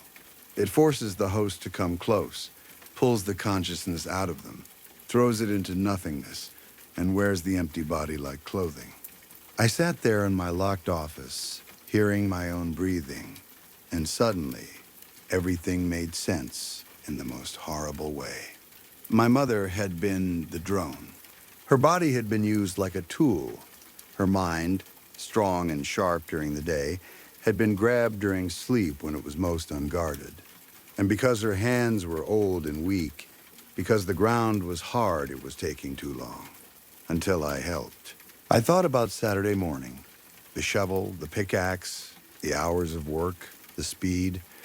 I had done in one day what her bleeding fingers couldn't do in weeks. The creature didn't need her hands anymore. I ran, I burst out of the office and sprinted down the hallway, through the kitchen, my boots slipping on the linoleum. I yanked the back door open and ran into the cold evening air. I reached the edge of the pit and looked down. The tarp was gone, thrown aside like it meant nothing. The hole was empty. The fossilized skeleton was gone. No broken pieces, no fragments. No sign of it being dragged out, just an impression in the clay, a perfect outline pressed into the earth like a mold, showing exactly where it had rested for who knows how long. A wave of terror hit me so hard I felt dizzy. I turned toward the house. The shattered back door was open. The lights were off. The darkness inside didn't look normal. It looked thick, like the house was holding its breath. I ran up the porch steps 2 at a time. Broken glass crunched under my boots as I crossed the threshold. The silence inside was complete. No TV hum. No refrigerator sound that I could notice. Even the air felt wrong heavy, pressing against my ears like the moment before a storm breaks. I moved down the hallway, trying to breathe quietly without meaning to. I reached my mother's bedroom door.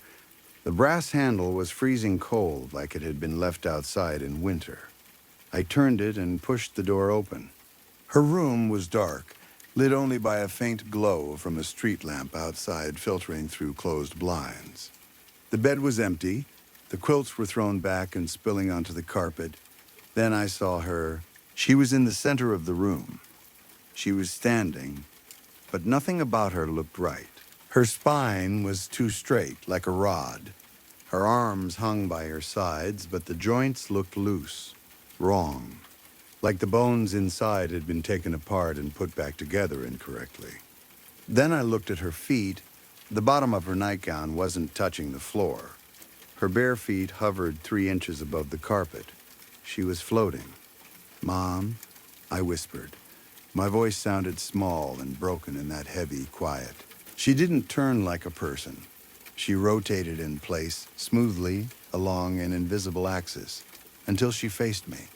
Her face was my mother's face. Same wrinkles, same jaw, same thin gray hair framing her cheeks. But the thing behind the face wasn't her. Her eyes were wide open, glowing with a pale white light that poured out of her irises like a sick lamp. It lit the inside of her eye sockets and washed her skin in a dead, cold shine. Her mouth dropped open. It opened too far. The skin at the corners stretched, and I heard a wet tearing sound like tissue giving up. Then the room filled with a sound I can't properly describe. It was a whisper, but it had weight, like something huge speaking through a narrow crack.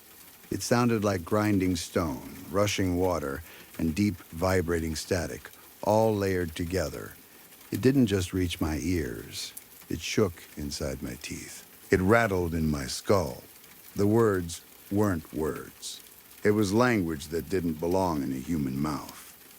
And with it came fear so pure and animal that my body reacted before my mind did. Not anxiety, not panic, the kind of fear prey feels when it finally sees the predator standing in front of it. Still, I stepped forward. I don't know why. Instinct, love, denial, desperation. I just wanted to grab her, to pull her down, to drag her back into herself. I reached my hand toward her. The moment my fingers entered the space between us, the air pressure in the room collapsed. There was a loud popping sound like a giant seal breaking. The windows rattled hard. The curtains snapped inward as if the room had suddenly inhaled. I threw my arms up to shield my face from the burst of wind.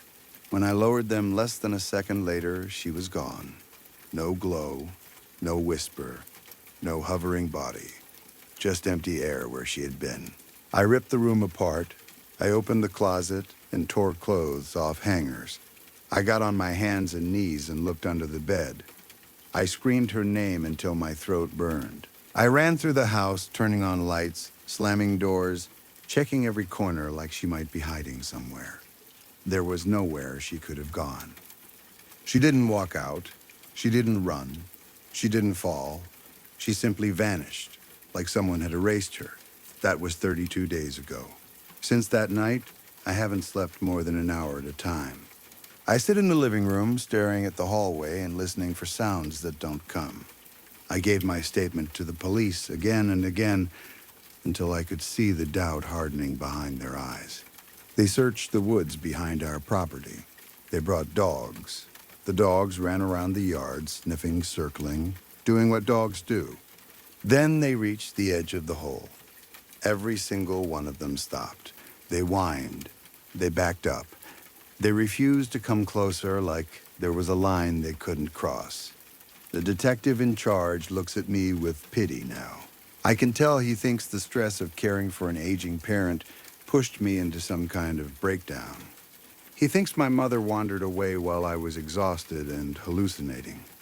He thinks the rest is a story my brain invented to protect itself. But I know what I saw. I know what was buried in that yard. I know the pull it had on her night after night, forcing her to destroy her own hands. I know that whatever woke up didn't leave footprints. It didn't need to. I tried to contact the person who wrote that blog. I sent message after message to the anonymous email listed there. Hundreds. No reply. I don't know if the server is dead, if the author is gone, or if they're too terrified to answer.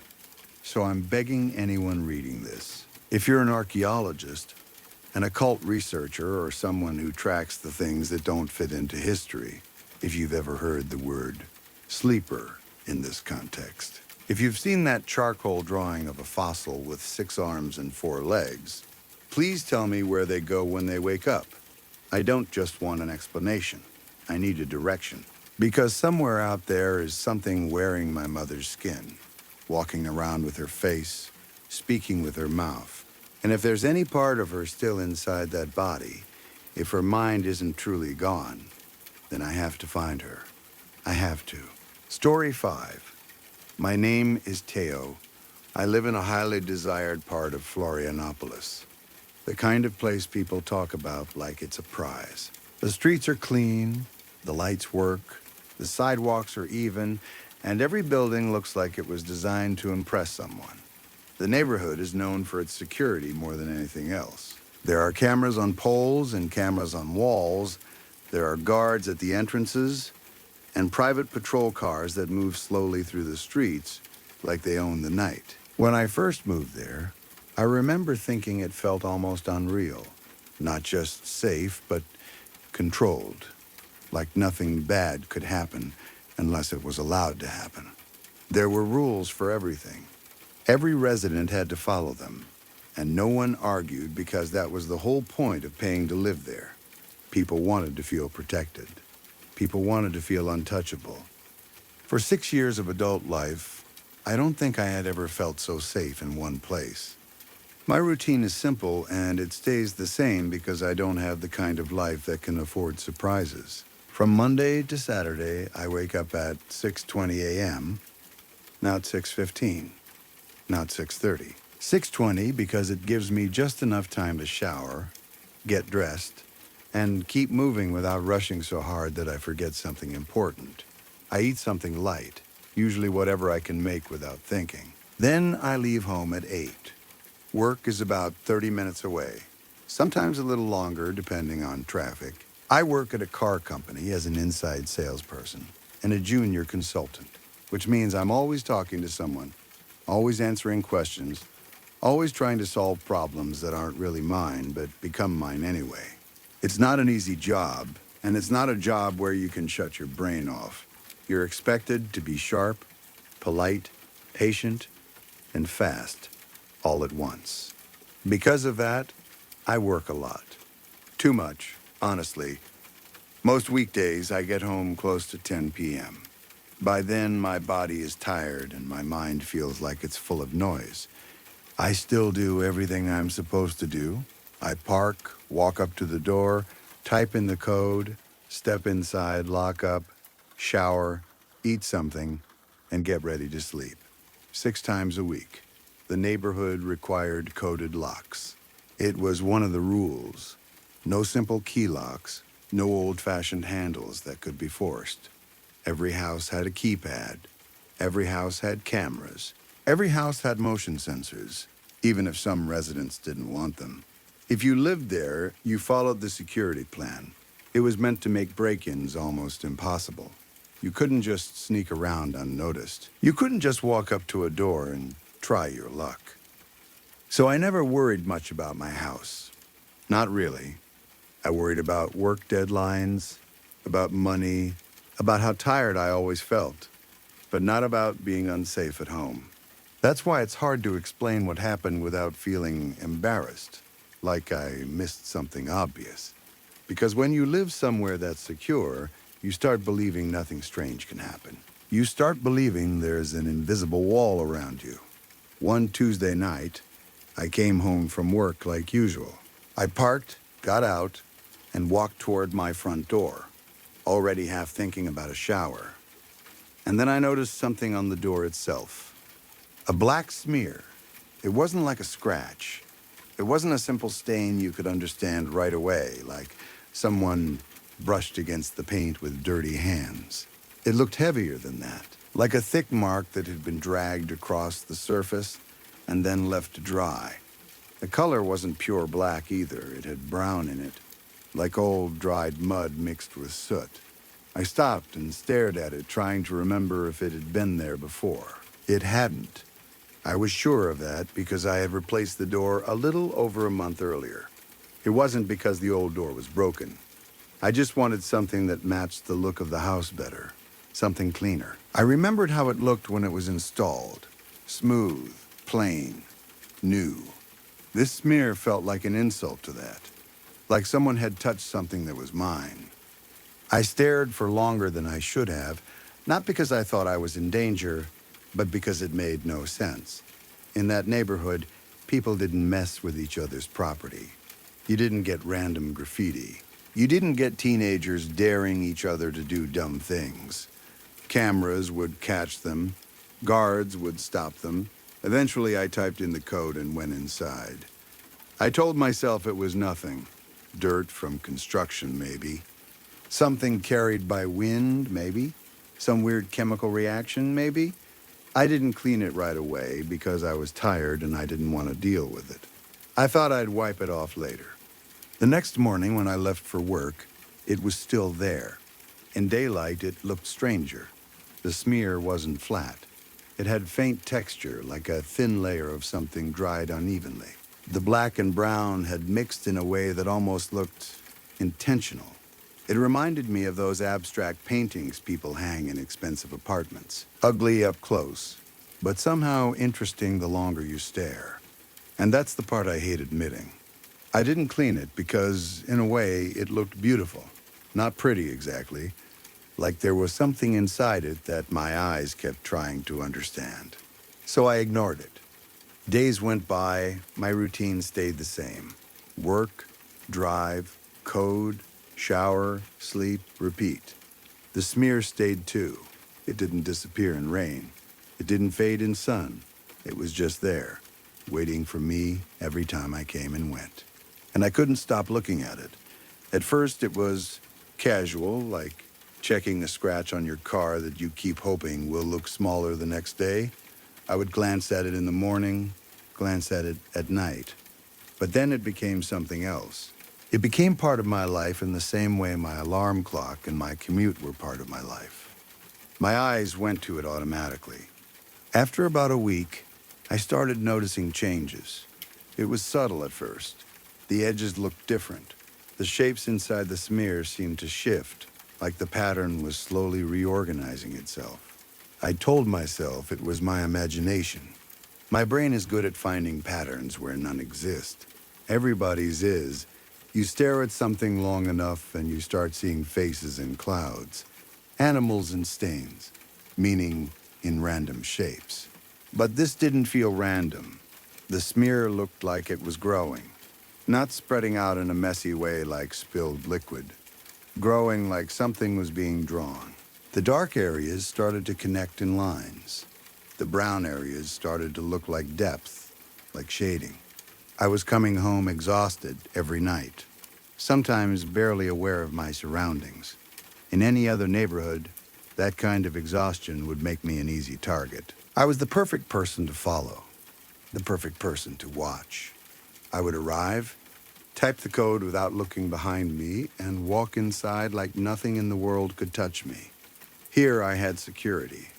That was the excuse I used. Then work offered me extra money.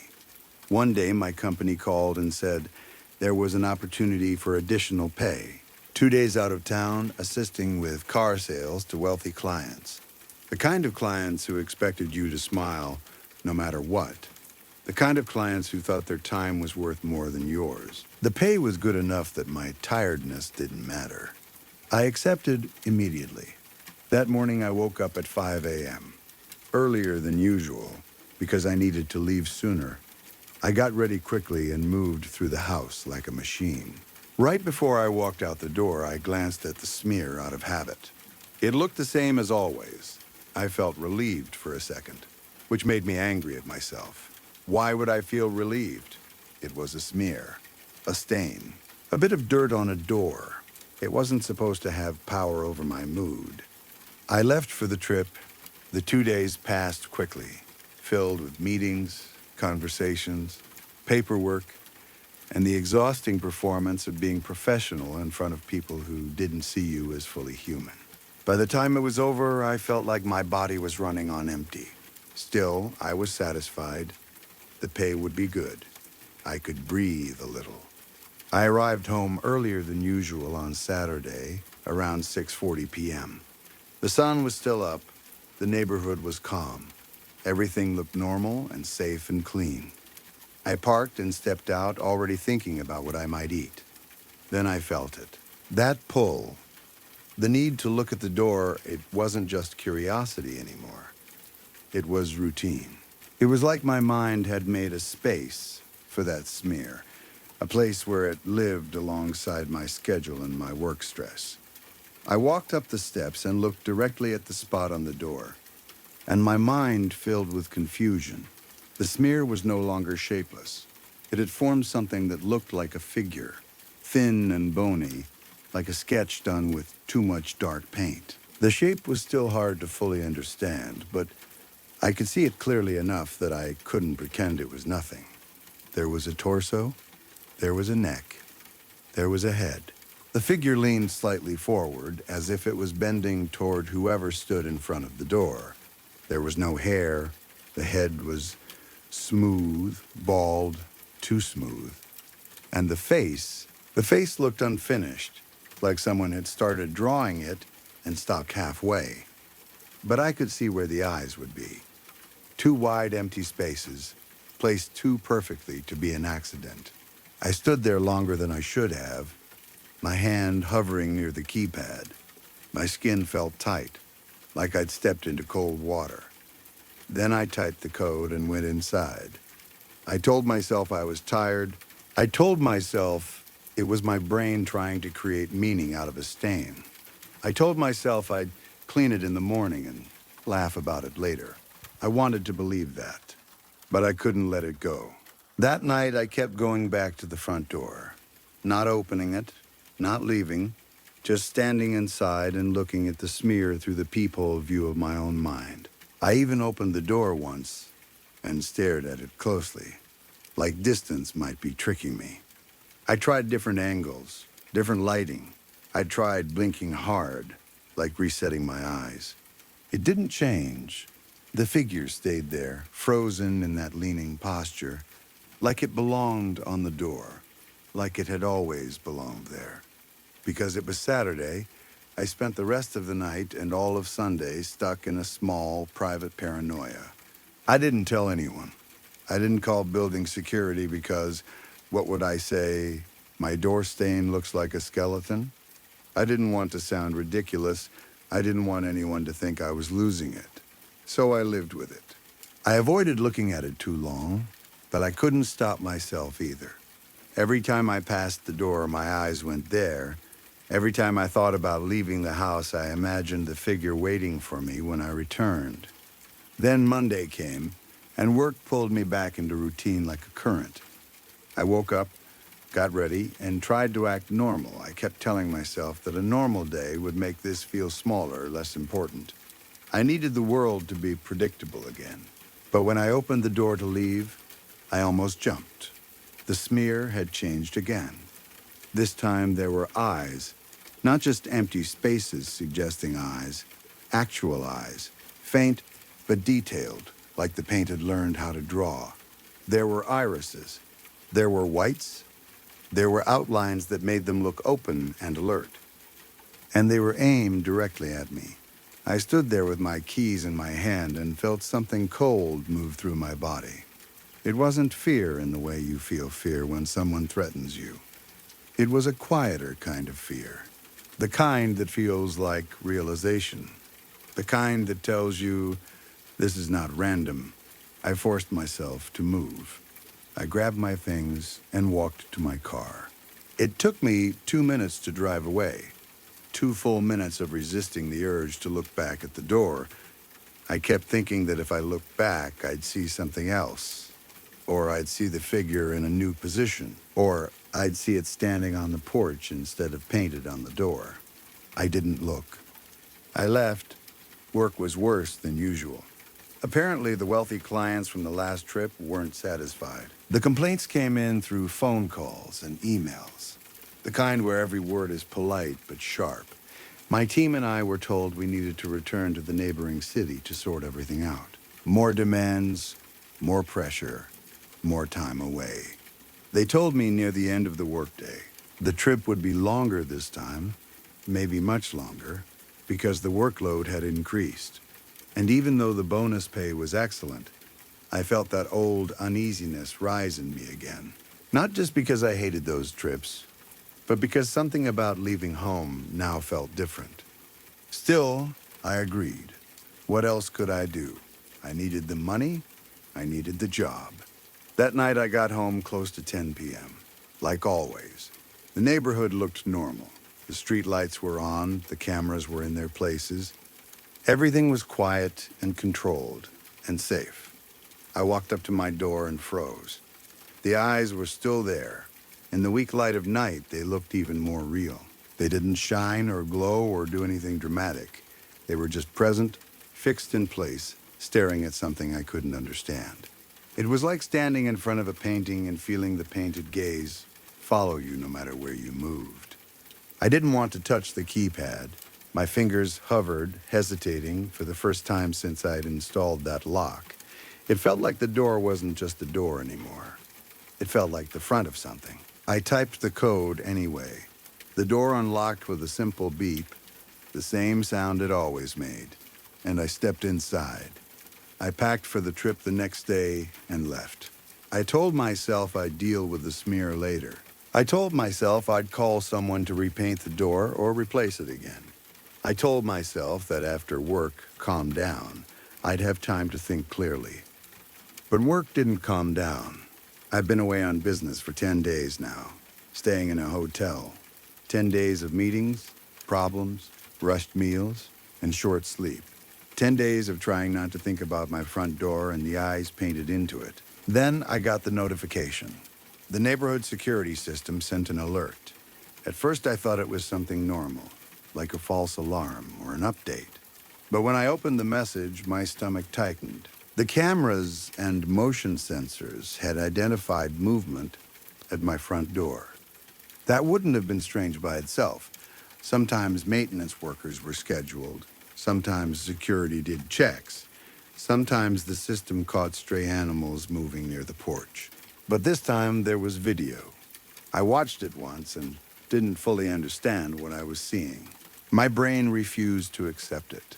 So I watched it again and again, each time feeling less like I was watching a recording and more like I was watching my life break apart. In the footage, something walked up to my door. It was dark and bald, humanoid, but wrong. Its limbs were too thin, its posture slightly forward, like the smear on the door. The head was smooth and hairless, reflecting just enough light to show its shape. And the eyes were enormous. Not glowing, not special effects bright, just huge and round and too open, as if it never blinked. It stood in front of my keypad like it belonged there. Then it lifted its hand, and it entered my password.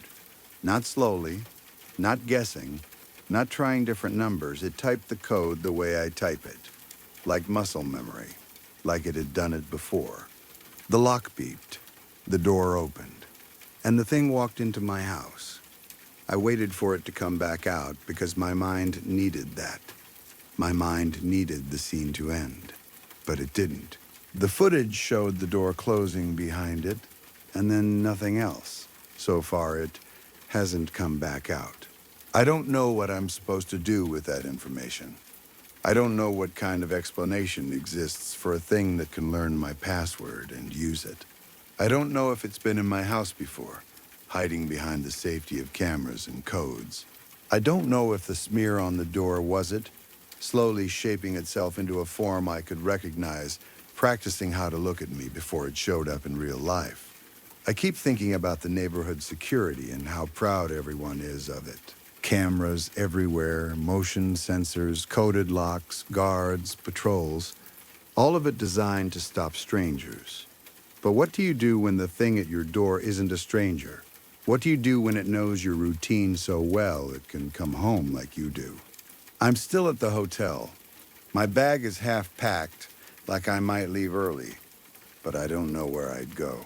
I keep picturing my front door, the stain that turned into a face, and those eyes that stared straight at me like they knew something I didn't. Now I have proof that something with those same eyes walked into my house, using my own code. And the worst part is the simplest part. Whatever it is, it's inside. And I'm the one who taught it how to get in.